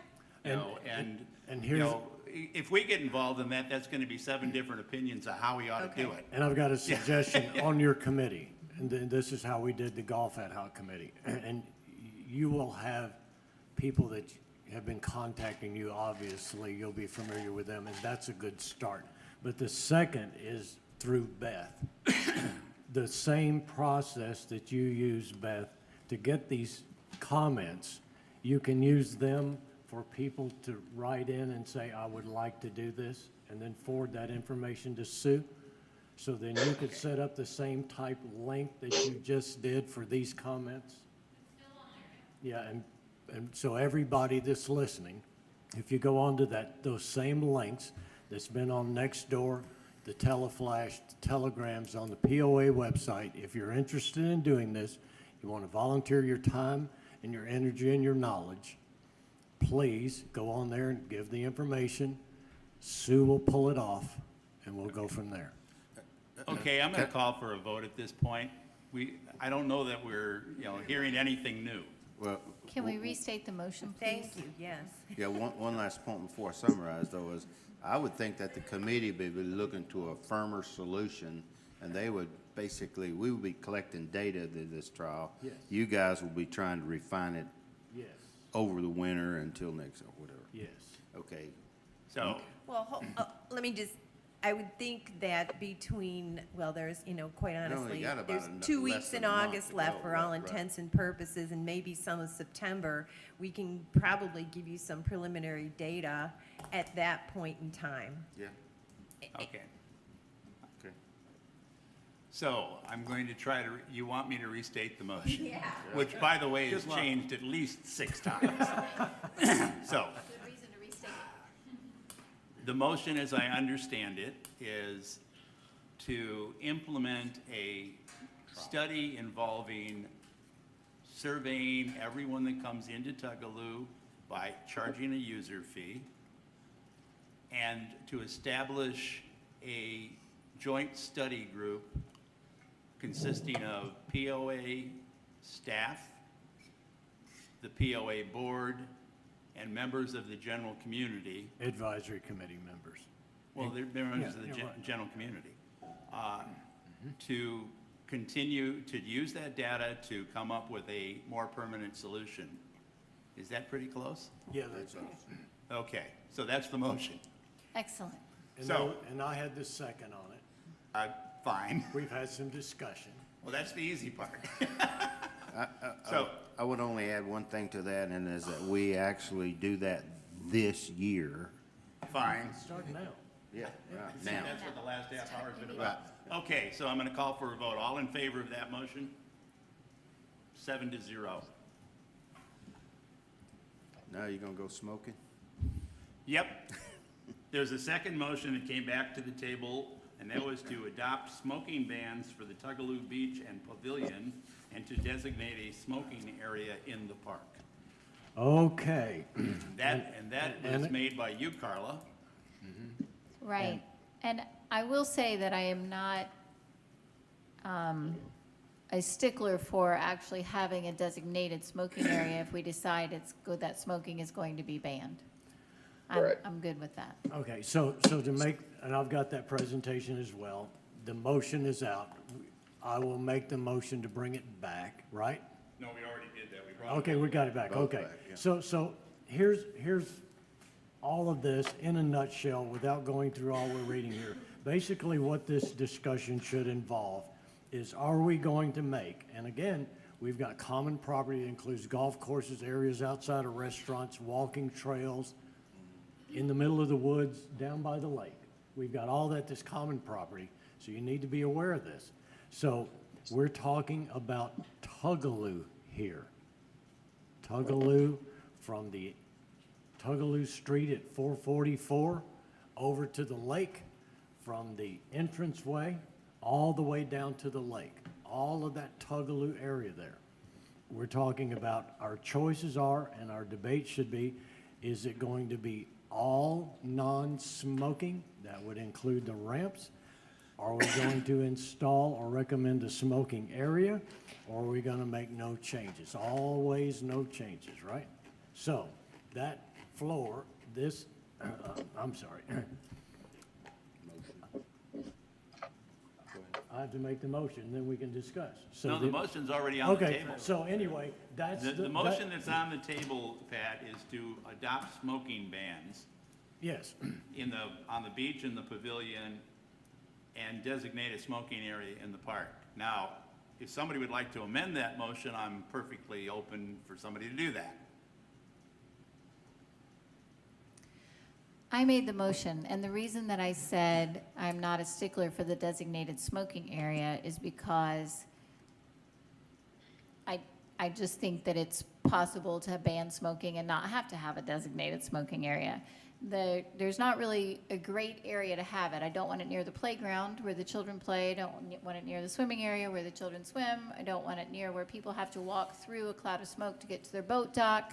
I don't want them to have to walk through a cloud of smoke to get to the pavilion. So for Or the that. restroom. Or the restroom. And somebody's actually suggested in the submissions near the restroom, and I don't like that idea because, people are taking their children in there and all of that kind of stuff and don't want them to have to walk through a cloud of secondhand smoke to get there. The only other place that somebody recommended was way down at the end of the road, put a bench down there and one of those, pole cigarette butt disposal thingies.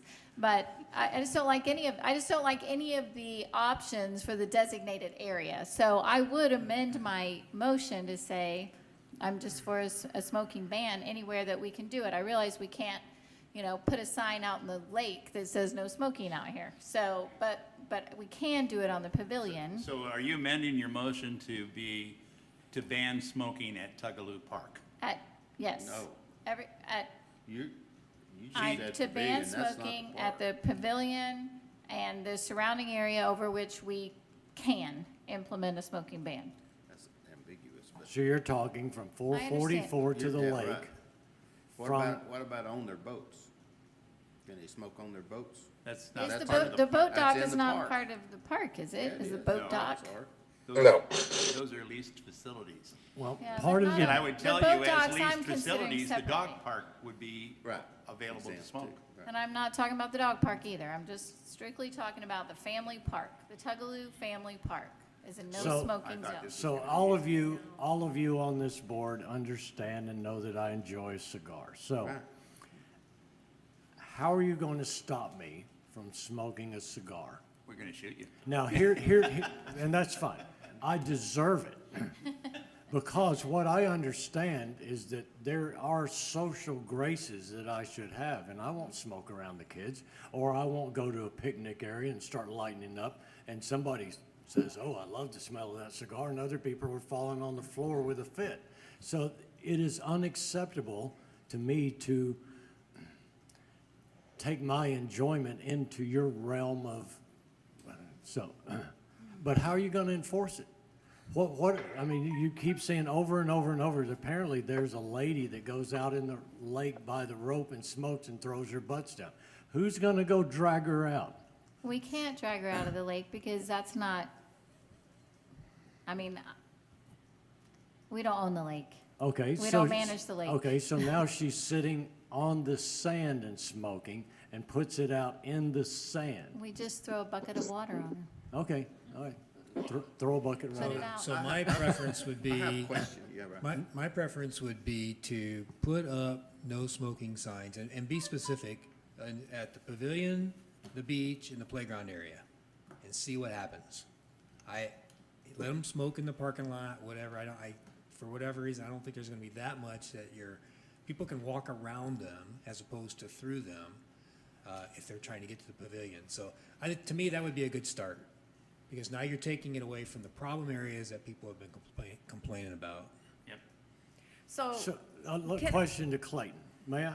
Well, I was just Okay, yeah, go gonna ahead. kick one Yeah. to Simon and say, you've managed areas like this before. What's your experience and successes with managing smoking? If you don't have someone to enforce it, it's going to be very hard. Having a designated smoking area is a help to that. There's several different ways to approach it. If I come down and someone's smoking, I say, hey, you can't smoke here, versus, I'm not sure if you understood, as a guest here, we have a designated smoking area, and that's also something that residents can do too, instead of being a controversial thing. I just want you to know, over there's where we go to smoke. Oh, okay, thank you. And if they get irate, then you contact somebody. So Clayton, I have a question for you then. So you have these rolling wheels that paint stripes for highways. Can you put a red ring around that thing, the parking lot? I'm serious as a heart attack. It follows what Marty's saying. You put a red ring around it, you put up a sign that say no smoking outside of this red ring. I'm sorry. It'd be a big ring. Sure it would. It's a big parking lot. That's what you're saying. You can smoke in the parking lot, but not anywhere else. I also heard we're running out of parking spaces, though. No, you're not taking up parking spaces. Okay. It's just a red ring on the outside edge of the parking lot, all the way It's around. like the fog line on the road. Yeah, Right, it says. Oh, I see what you're saying. Yeah. So you can So it smoke would in the be parking lot. No Yeah. smoking past this red line. yeah, big sign, red line, little diagram of the parking lot, no smoking outside of that red line. You get caught, you're gonna be asked to put it out. Can I Don't ask be a offended. question regarding smoking in general in the village? Do we have non-smoking areas in the golf course, wellness center? No, any not place? on the golf courses, Well, but on the actually, patio. No place There else, is right? no smoking period. Period, yeah. And 50 Even feet- in the 50 parking foot lot? to the entrance. We don't police the parking lot. No. There is a few spots down at Tugaloo Park. You can put a picnic table and, as Marty mentioned, try it. Do something where you try. I don't think you something need to that's- make it comfortable because I smoke a cigar. You don't have to give me a, I'm serious. I mean, that is something that I do. And you don't have to participate in something that I enjoy. And if I do, I either do it away, or I don't come around you, or I do it with like-minded people. But I don't agree with going out and buying a smoke or a chair or a cup or an ashtray or anything else. That's their deal. Well, if you don't, then the butts are on those. Well, I'd just like to say, I realize that we have enforcement issues, and I don't even like to use the term policing the situation. However, I have found that the no smoking sign saying that an area is smoke-free is pretty effective. There are people always who will not want to follow the rules. And we have the Mountain View patio out at Kahidi is a no smoking area. It's surrounded on both sides by buildings with doors facing that patio where we serve food and beverage. So you're not allowed to smoke there. We have had people come in, like, you know, who like to enjoy cigars like Pat, and you know, they finish playing golf and they sit down on the patio and they light up their cigar. And one of the staff members from the pub or one of the other people on the patio will go over and say, hey, did you notice this is a no smoking zone? And then around the corner of the building to the back on the other side of the swimming pool, there is a designated smoking area. They don't typically go over there. They just put out their cigar and sit and still enjoy their time with their friends. So, you know, I mean, I just think, yes, you're always going to have somebody who rebels against the rules, but for the most part, I think that it should be effective in, at the very least, reducing the amount of smoking that happens in that area. Designated smoking area is what we need. So are you re-amending your motion back to the original? I mean, I said to you, I'm not a stickler for it. If somebody thinks that there is, you know, a good place to have a designated smoking area, then, and the majority of the board feels like that's important, maybe it needs to be two motions. Maybe the motion needs to be ban smoking, and then there needs to be another motion if we want to have a designated area, because for me, they don't have to be tied together. We can have the ban. Kinda they do. But we can have the ban. If you ban smoking in Tugaloo, you know, you basically don't have a smoking area. So basically, I would tell you that, you know, your original motion is probably the appropriate one Then here. let's stick with it. I will ask Kevin one question, and he knows it's coming. In a lot of southern states, it's illegal because they had tobacco economies at one time, it's illegal to put in restrictions about smoking, other than what the government allows. So, do we have any of those problems? Tennessee does not have any specific protection for smokers at this time in any places of public accommodation. Okay, just as long as we understand that, I'm good. So if I understood you correctly then, just so I know what I'm gonna be voting on, anything once you turn off a 444, there's no smoking allowed in Tugaloo? No, here's the motion. Okay. To adopt smoking bans for the Tugaloo Beach and Pavilion, and to designate a smoking area in the park. And I would expand that to include the playground. Absolutely. And the restroom. When I said And a the ban, restroom. I meant the And the Tugaloo restroom. Family Park, whatever is included in the Tugaloo Family Park, which I assume is the restrooms, the playground, the pavilion, and the beach area. Not the docks, that's a different entity. The dog park, there's actually a comment on here from somebody who uses the dog park that says, we don't smoke in the dog park, so, That's their rule. That'd be a good thing. That's their rule because it's their dog park. right. And they pay to be part of that spot. So do we have comments from outside? We do. I'm going to limit these to the ones that are about the smoking, since that's the subject that we're on to now. And let's see where that starts. Several people have volunteered to serve on the committee, which I'll pass those names on to the liaisons. Ann Greavy says non-smoking everywhere. Karen Randall says you cannot enforce the ban. They smoke in the water, on the beach, in the pavilion. Bob Denny says, can you regulate smoking at the dog park? You don't own it, which we already covered that. The dog park is not included, by the way, in this motion. Lisa Nickerson says people will smoke in the lake and discard the butts in the water if the ban stops at the water's edge. And correct me if I'm wrong, but I don't think we can control any activity that happens in the lake itself. Nope. Let's see. Karen Randall also says they throw the butts in the water. I'm sorry, I didn't catch that one. They throw the butts in the water. So all the smokers. Ban smoking in all of Tugaloo, but not past the gates for the dock. You can smoke on your boat if you want. Karen Randall says this is hilarious, a smoking ban that cannot be enforced. Brilliant. Karen Egan says we don't smoke at the dog park. Susan Bartolini says in this day and age, smoking is being banned at most places. Public welfare and safety and cleanliness. Kat Purvis says, Karen, we can Karen Randall's, we can enforce little in this village. That is the way Cooper set it up in the covenants and restrictions. Karen Randall says, obviously, this board hasn't been to the beach with the outsiders. That's not true. I've been there. I've been there.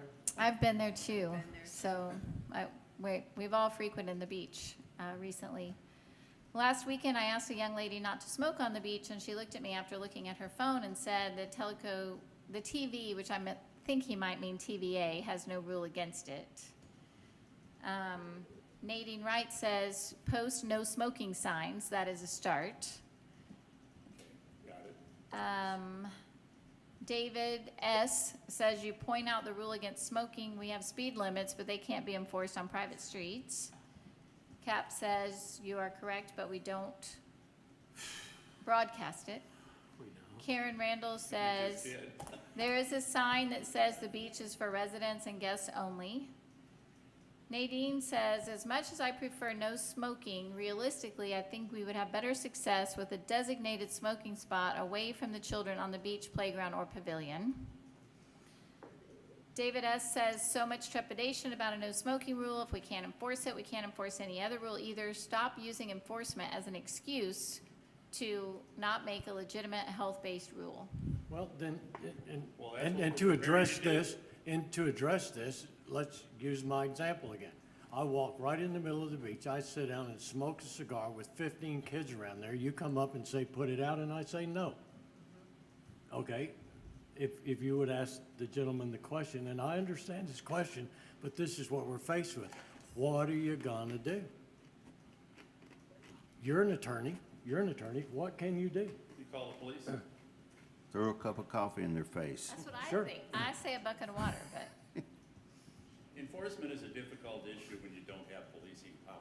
Absolutely. So how does that get to the level that this gentleman was talking when it sounds like we're being held accountable to hold somebody accountable that we cannot hold accountable? I think most people will That's respect signs. Right. And you just do it and you move on. Signs, I believe signs Marty's right. everywhere. Yes. Most people, if you are clear on the rules and you delineate them where they can see them, they will, in most cases, abide by them. Yes. And I think David's comment where he says if we can't, stop using enforcement as an excuse not to make a legitimate health-based rule. I mean, Yeah. like, Make the rule, try to enforce it. If you can't, then Well, they're there as our guests. And- We ask them to leave. If they don't, we'll call the police, right? yeah, so basically, we're considering a health-based rule. That's what the motion is. right. I Exactly. mean, that's his point. It's just to not let not being able to enforce it keep us from doing that. Oh, we're not. So. Okay, more? Teresa Young says much of the problem of smoking will be solved by just restricting access, just put up signs. There's a lot of people in the village that smoke, by the way, Teresa. A lot of cigarette butts and cigar butts on the golf course. I've been counting Let's them. let's get through the comments. We don't need to, What criticize people that Nadine are Wright commenting to us. suggests, I'm just Nadine Wright answering her. suggests, what are you to do? Show them the smoking area at the far end of the parking lot. So if we do have a designated Yeah. smoking area, direct them to it. And then Ann Greavy asks, how do you get policing power? Change CNRs. That's a whole nother subject, know. and it's very Yeah. complicated. No. It's You know. not easy. It's all- Any others, Carla? Any new stuff? Okay. Well, Bob So- Denny just said, why do you think a no smoking sign will be more effective than the residents only signs? Come on, Bob, you said you were gonna be quiet. He reneged on that. Okay. I'm okay. That's fine.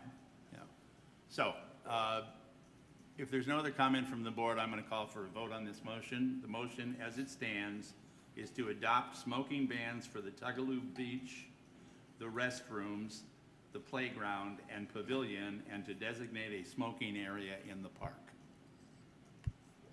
In the Does parking everybody- lot or in the park? Somewhere in In the the park. park. Somewhere within the park, okay. So, all in favor of that motion? 7-0.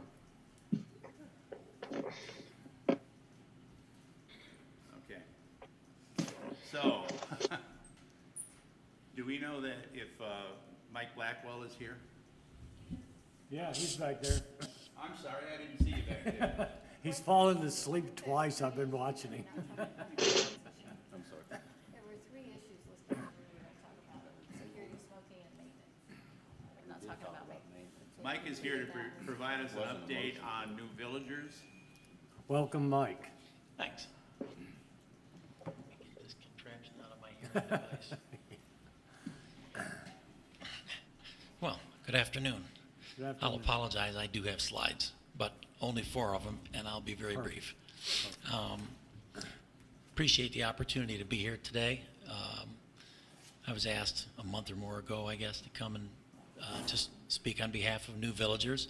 I didn't get a whole lot of direction on exactly what information you wanted, so I took it upon myself to, in light of all the COVID stuff that's going on, just give you a rundown on our current membership statistics and how they were impacted by COVID, and then share with you some of what we've been doing with new villagers for our kind of reopening approach in light of that.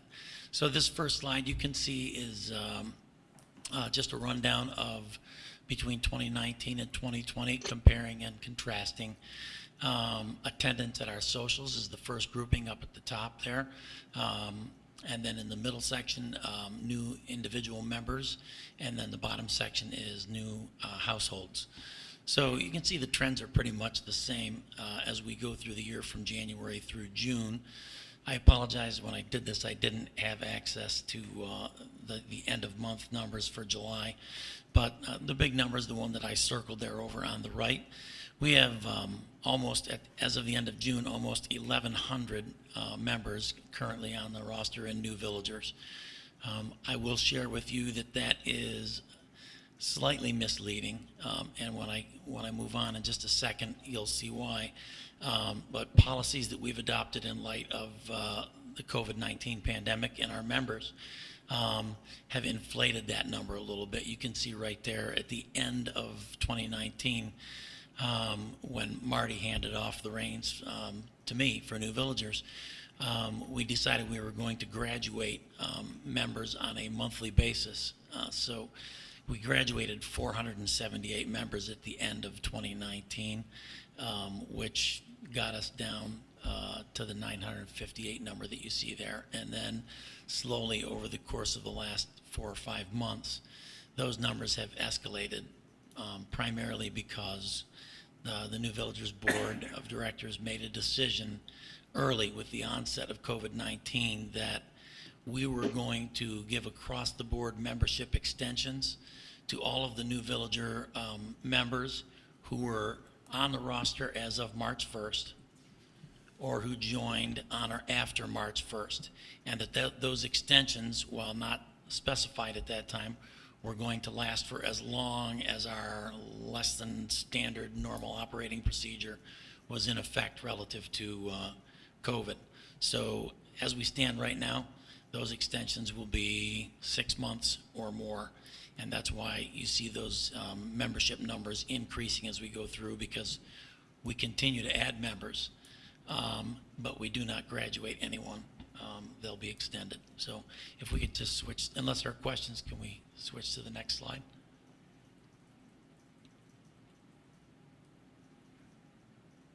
Thank you. So I just wanted to share with you our membership status. You know, the Board of Directors for New Villagers feels very strongly that we are sort of the portal to the social fabric of Tellico Village. And if you reflect back on your first 2 years here and your involvement with New Villagers, I mean, I know I can say, having been here a little over 2 years now, that literally my entire circle of friends and activities arose from my associations that I made in New Villagers during that 2-year span. So it's a really critical period of time for those folks who are new to our community. And so, as I mentioned to you earlier, one of the things that we opted to do early on was to reassure the members that we were going to make sure they got the full benefit of their 2-year membership. And while we were operating at less than full strength as a result of COVID, we were going to grant them extensions of their membership. And we have done so. We continue to do so. And again, until we get back to, you know, the other side of this, we're going to continue to extend those memberships. I don't know how long that will be. You can push to the next slide, please. So I wanted to share with you a little bit of our approach to reopening. And this, what gave rise to our push to reopen was we were probably well into May. And we started having conversations with the New Villager board members about the new villagers, those people who had registered as new villagers since March 1st, when this whole pandemic thing really came down and hit us hard.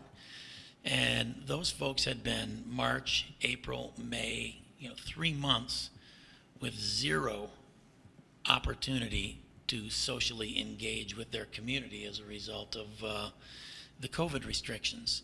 So we started thinking about, what those folks must feel like, and then did some research into how many of them there were. It turned out there were more than 80 individuals who fell into that category. And we said, you know what, let's see if there's a way that we can help them start to re-engage anyways in their community. So we had to come up with a policy, and we talked at length about what we wanted that to look like. The board felt strongly that we should focus on mitigation rather than elimination of risk. I mean, that's why we have insurance. You can't eliminate risk. So we wanted to take a look at what are ways we could make those risks reasonably safe and respect people's personal feelings about how this pandemic was proceeding. We wanted to collaborate with the POA and the HOA. I've tried to make it a point to keep Rick and Ken Lickey involved every time we were contemplating a next step and get their feedback. We wanted to make sure that we were consistent with the executive orders of the governor of the state of Tennessee. And it was really important to us to come up with a policy that targeted the middle. I'm kind of a statistics guy. So, if you look at this chart, I mean, when you go plus or minus 2 standard deviations outside the mean, you account for about 95% of the population of any sampling. We readily agree that there is, in the population sampling here in the village, a small percentage of folks who are at very great risk. And there is an equally small percentage of folks who are at little or no risk from this pandemic. Most of us fall into that middle range, those plus or minus 2 standard deviations. And the board felt pretty strongly that if we were too cautious, if we targeted our approach to the people on the extreme right of my graph here who are at the extreme risk, that we were unnecessarily hindering or excluding those people who fell to the far left and to the middle.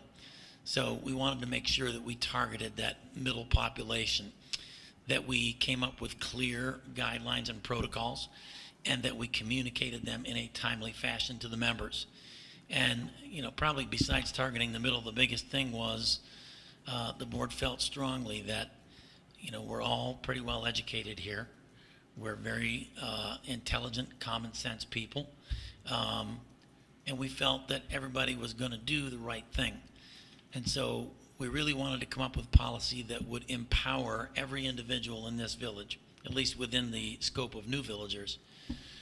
Once they knew what the protocols were going to be for any function, and we communicated them in a timely fashion, that would empower those folks to make decisions for themselves rather than us imposing a decision on them. Here's what the standards are, here's what the protocols are. You get to accept the risk or choose not to accept the risk by not participating. And we hoped that people were going to respond to that, but we didn't have any clue.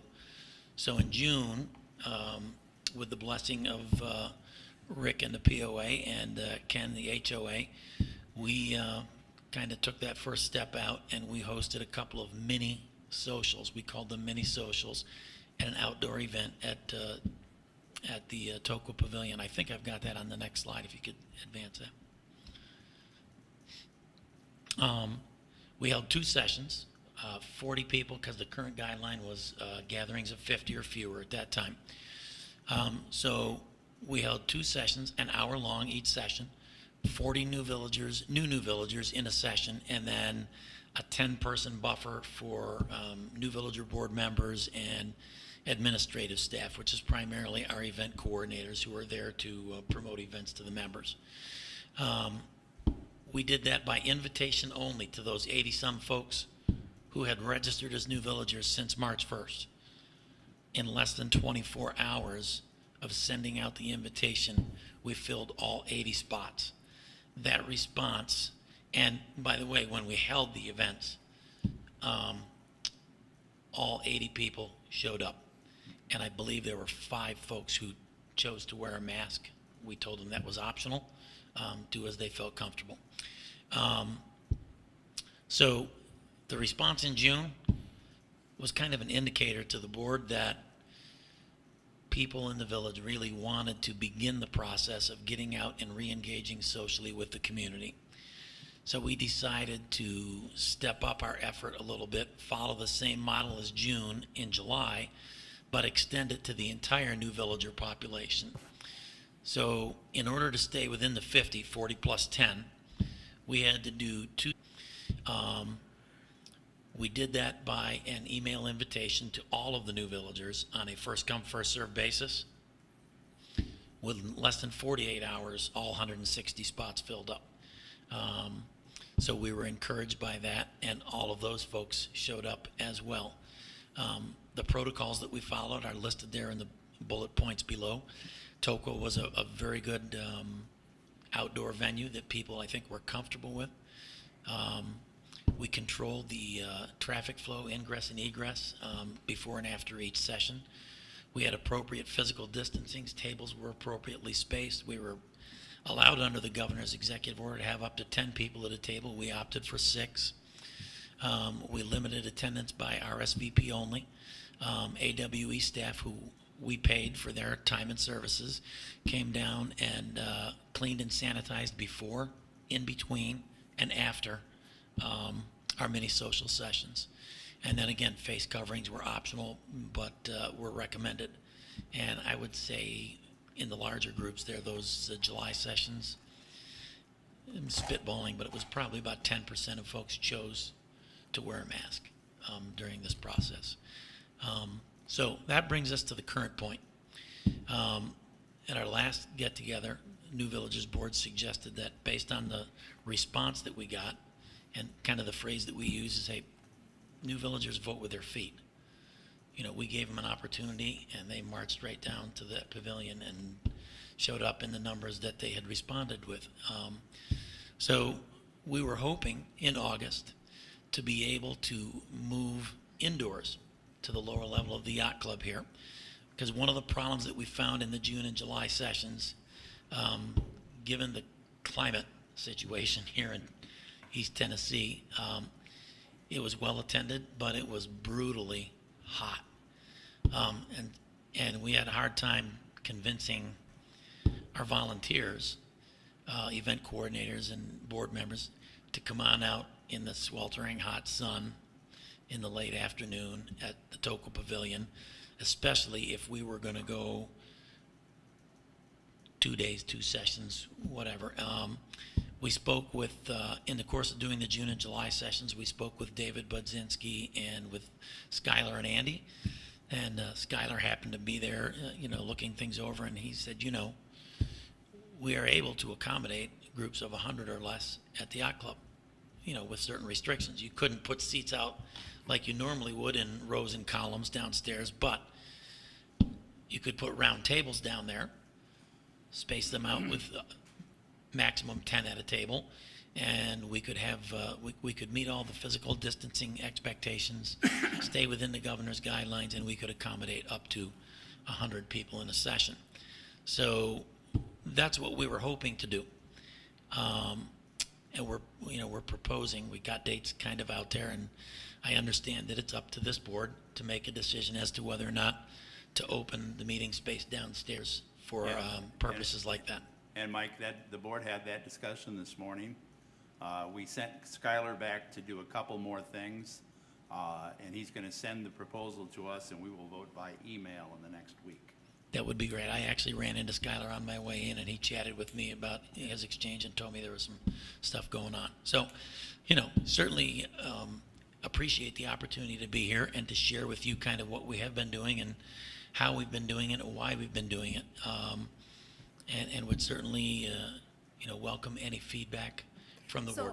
So Mike, I just had a question for you. How did you attempt to do any event signups or anything at the pavilion? Well, we did event signups, and around the perimeter of the pavilion, we had longer tables where our event coordinators were stationed. But they only did, because what we've done is we've transitioned to all online signups in Teleco Life. Yeah. So that's a little bit of a tough transition, because prior to this, it's been go to the social, sign up on paper. You could sign up early, and then your event coordinators are having to do all that data entry and whatnot. So we've kind of gone to a 100% online sign up, but we did have event coordinators there for a variety of events, and we had folks sign up regarding their interest, got their contact information, and then encouraged them to go later online to Teleco Life and actually sign up for the event. But we wanted to be there to explain the events to these new villagers, answer questions that they might have. And all of those events, by the way, are socially appropriate events under the circumstances. Outdoor venues, dining outs at places where they have outdoor seating, places where it's easy to socially distance, to make people comfortable.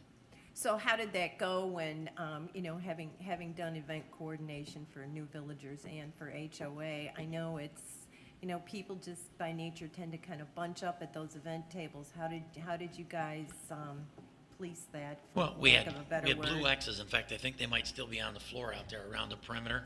So again, I told you we controlled the ingress egress. So people would come in right from that parking lot side of the pavilion. We had a bulletin board up which directed them traffic to the left. They had to check in at a table right here. And then just beyond that table, all the event coordinator tables went around here with X's in front of them. And the people were very respectful about, Okay. Okay, somebody's at this table, we can wait a minute. So the first 30 minutes of each hour session was for them we had a cash bar in the back corner there at the pavilion. Again, there were blue X's on the floor. They could go purchase a cocktail or whatever, and then, kind of engage in that circular pattern of event engagement. Okay. And then the last half hour, we redirected them to their seats at the tables and had the business portion of our meeting, did a little question and answers, and did some door prize giveaways and sent them on their way. But, it's not 100% perfect. It's like trying to get people not to smoke in Tugaloo, But for the most part, they were very, very respectful of the physical distancing we were trying to do and of one another. Okay, good. Does anybody else have any questions for Mike? Well, thank you so much, Mike. Appreciate You're you welcome. coming. Thanks for letting me come. And he knows the drill. Yeah. Clayton, I think you're up.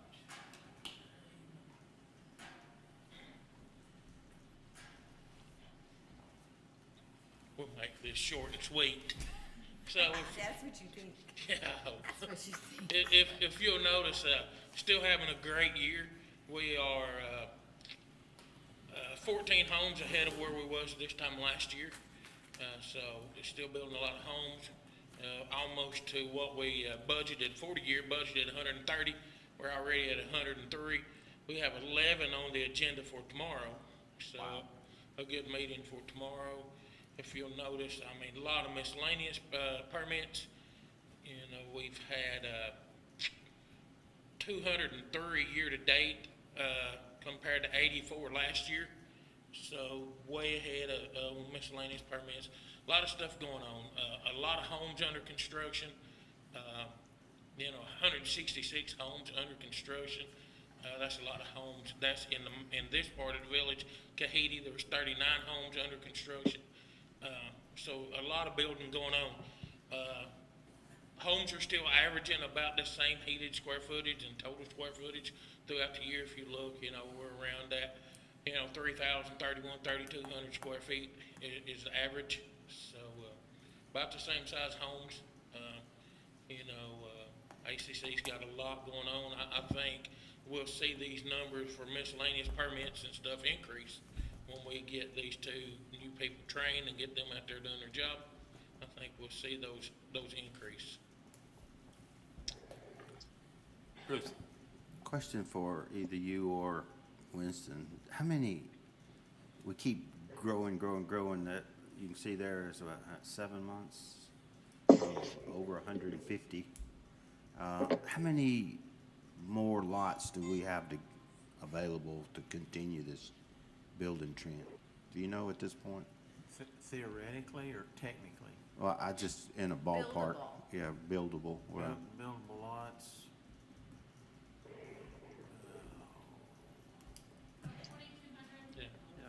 2,200. 2,000. I was gonna say 2,000. So 2,000 divided by 150. So about 10 years to go. That's not a whole year, though. That's only 7 months. So have you, Averaging 150 a month. A year? have you started the engineering inspection process for rain-off drainage and runoff to I include think in the approval? We have not yet. We're getting it all pulled Yeah. together. We're working with the engineering firm. Kevin's getting the rest of the wording worked out and Sure. everything. So, Well, yeah, I that knew it was should be pretty- by the end of the month. I knew it was pretty quick because we just passed it, but I was, There are a few things we're finalizing relative to PSAC's suggestion on language for the tanks as okay, well. good deal. We're excited about that. I think that's a great step. Other questions? Okay. Public Works. You can stay. Shannon, go to your next slide. You get a lot of credit for trying. Okay. Just want to give a few brief updates on some projects we've got underway or have completed.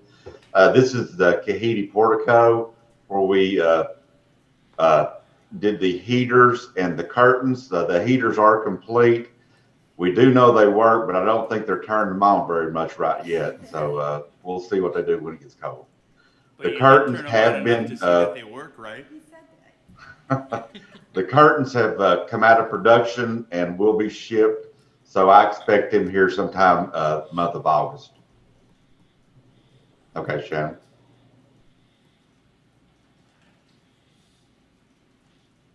Okay, Shannon. She's up there. It's up there. Oh, he can't see it. It's up there, Yeah. Jeff. Yeah. Oh, I see it. No internet. We're just a little stoppage. This is the street sign program. We are finished up, I believe, this week with the last of 2020s. We worked in the Sequoia Road area, Tokwa Coves, and Kahiti. So in 21, we're going to try to be aggressive and complete this project, but it's going to be a few more than we've done in the past. It'll include the Mialakwa, Chattooga, and Tanasi, and Tomotley and Coity areas, but that will complete our signs for this program. These look really good. Very nice program. Clayton and them chose some good material, did some good designs on them. So I'm pleased with what's come out of it. I hope everybody else is. Hey, Jeff, Yes, sir. when will you get to all the yellow golf cart crossing signs that look like they've been out there for 50 years? Well, they've been out there for 30, so we've got that on our list to do in September. We're going to try to pressure wash some of them to get them clean. But yes, I've seen them, and we're going to be replacing them or cleaning them. This year? Yeah. Oh, yes, this year. Okay. Okay. Shannon, we up and running?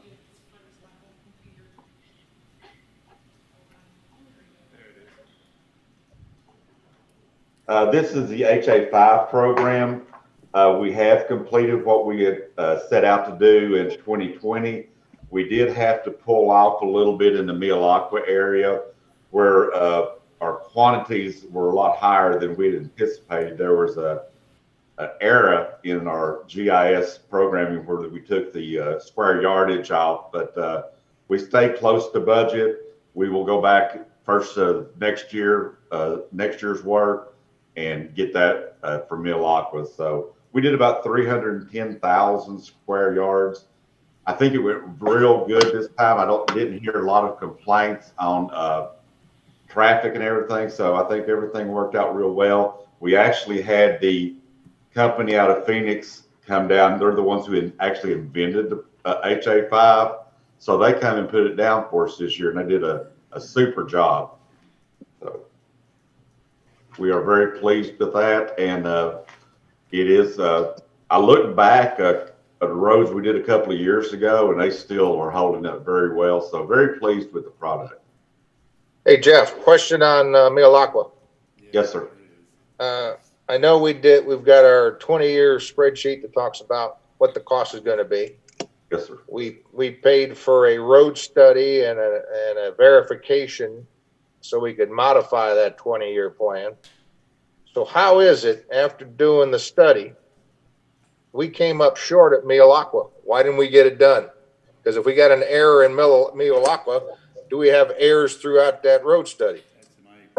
We have errors in the data that was entered into the GIS. They entered in 16-foot wide streets, which are technically what the developer had built. But when in all actuality, they were 18 foot on the average wide. And that's what was entered by an employee we had. And that's what they pulled the GIS from. We didn't catch it till Clayton come in and told me that we had a big bust on our square yards, so that's where it come from.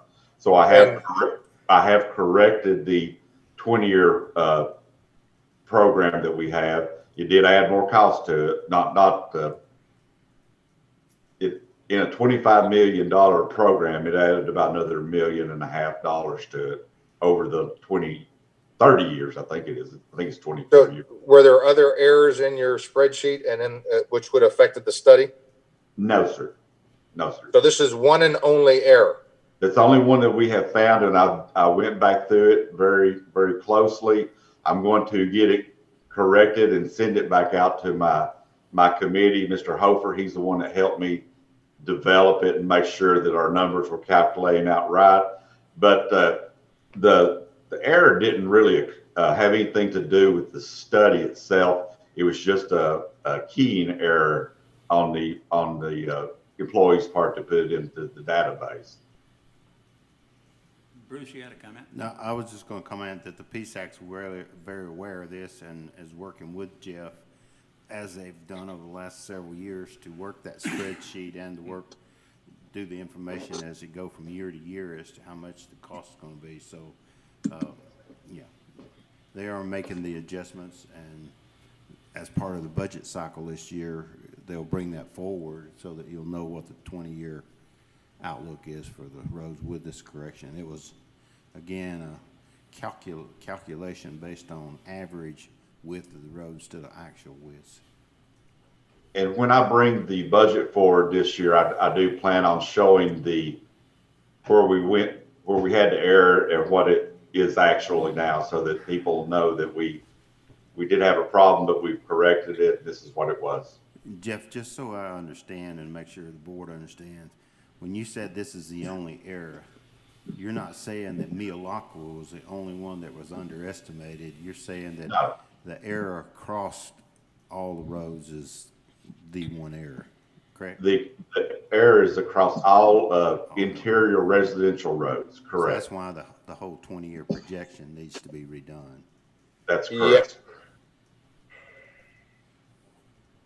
Do we have any conception as to how much that's going to be? Well, in the case of Mialacqua alone, it was like what, Jeff, 50,000 square yards Well, short? Yes. Jeff, did When I looked at it this morning, just roughly looking at it, not pulling hard numbers all the way together, it looked like about $1.5 million addition over the 25-year budget. You said $1.5 million? Yeah, 1.5. Over the whole program. Correct. Over the whole program. over 20 years. 30. Okay. Okay, Shannon, move on. Clayton has his crews out reclaiming right-of-ways, is what I call it, getting sight distance back, pushing some of the trees back out of the edge of the road so they don't get grown in there. You'll see them out working probably the rest of this year. Right now, they're working in the Tanassi area, so you may see them out there watching for the guys. It makes the village look better after it starts growing back out, but a little bit of roughness as they mow it, and it's just kind of fresh cut, but it's for the best for the community and the roads. Okay, Shannon. Next is just a couple of slides that we took of the Hang compound on, where we've Jeff. added over the last Jeff, couple of Jeff? years. You can't hear me. Yes. Bruce has a question. Jeff, my suggestion to you is through Telegram, whatever, that as you're doing this vertical cut, just so that for the new people that are moving here, you might want Yes, to sir. let them know that that vertical cut looks normal after about 2 to 3 months. It's not always going to have that butchered look. I've seen various comments on Nextdoor about that. People freak out, and then after a while, they come back and say, yeah, it wasn't as bad as I thought it was going to be. So I'm making you a might note wanna of let it 'em right know now. you're We'll do doing an it, article on and it. it's not going to look so bad all the time. No.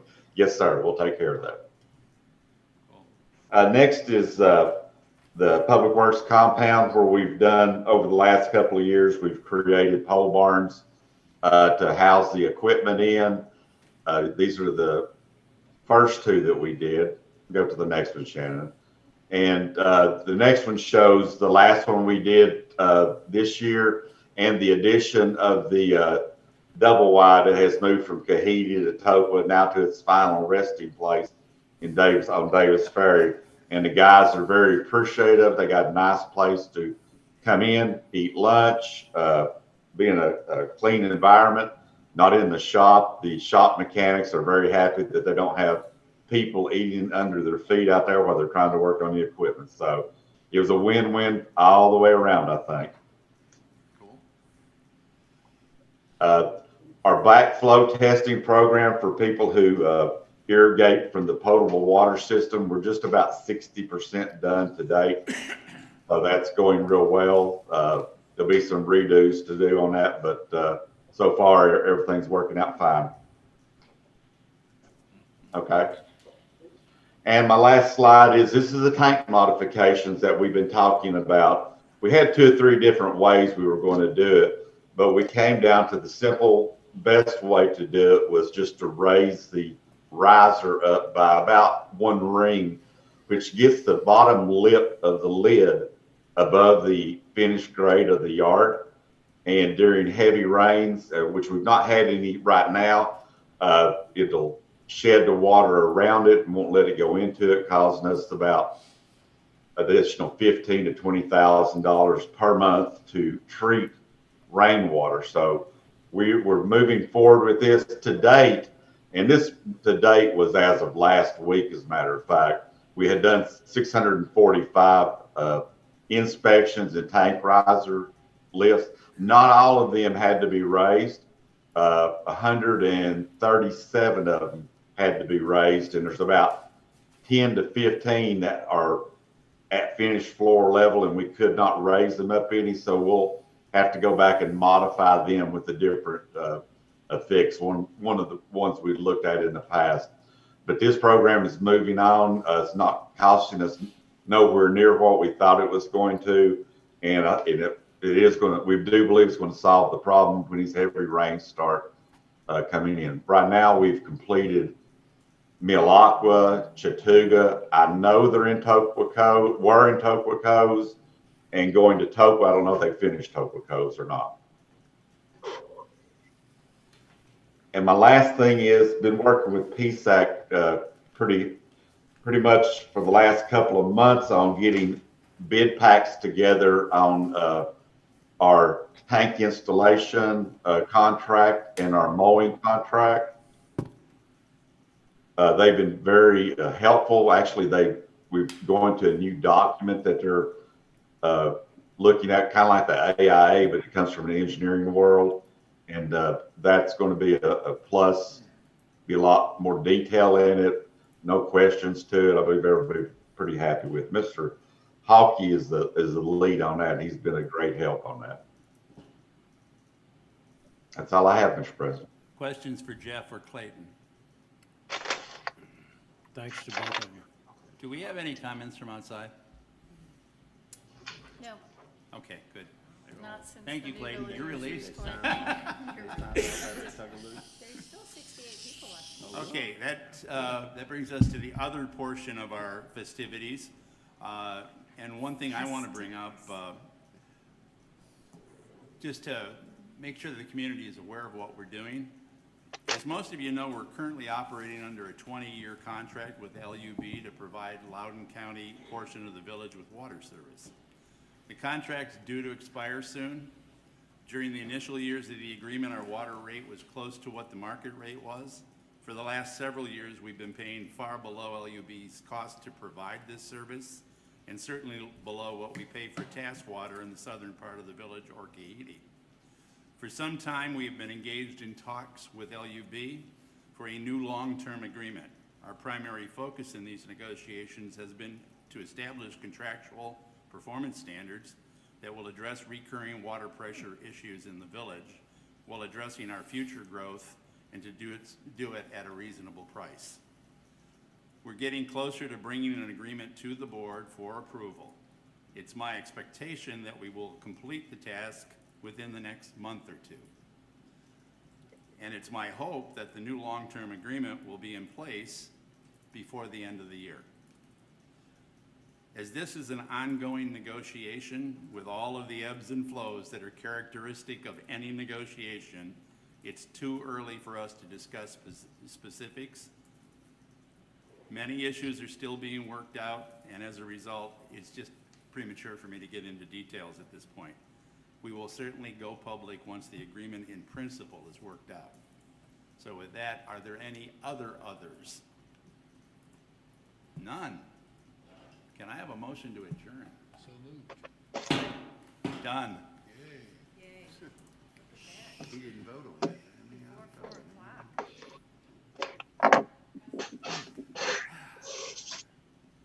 Congratulations.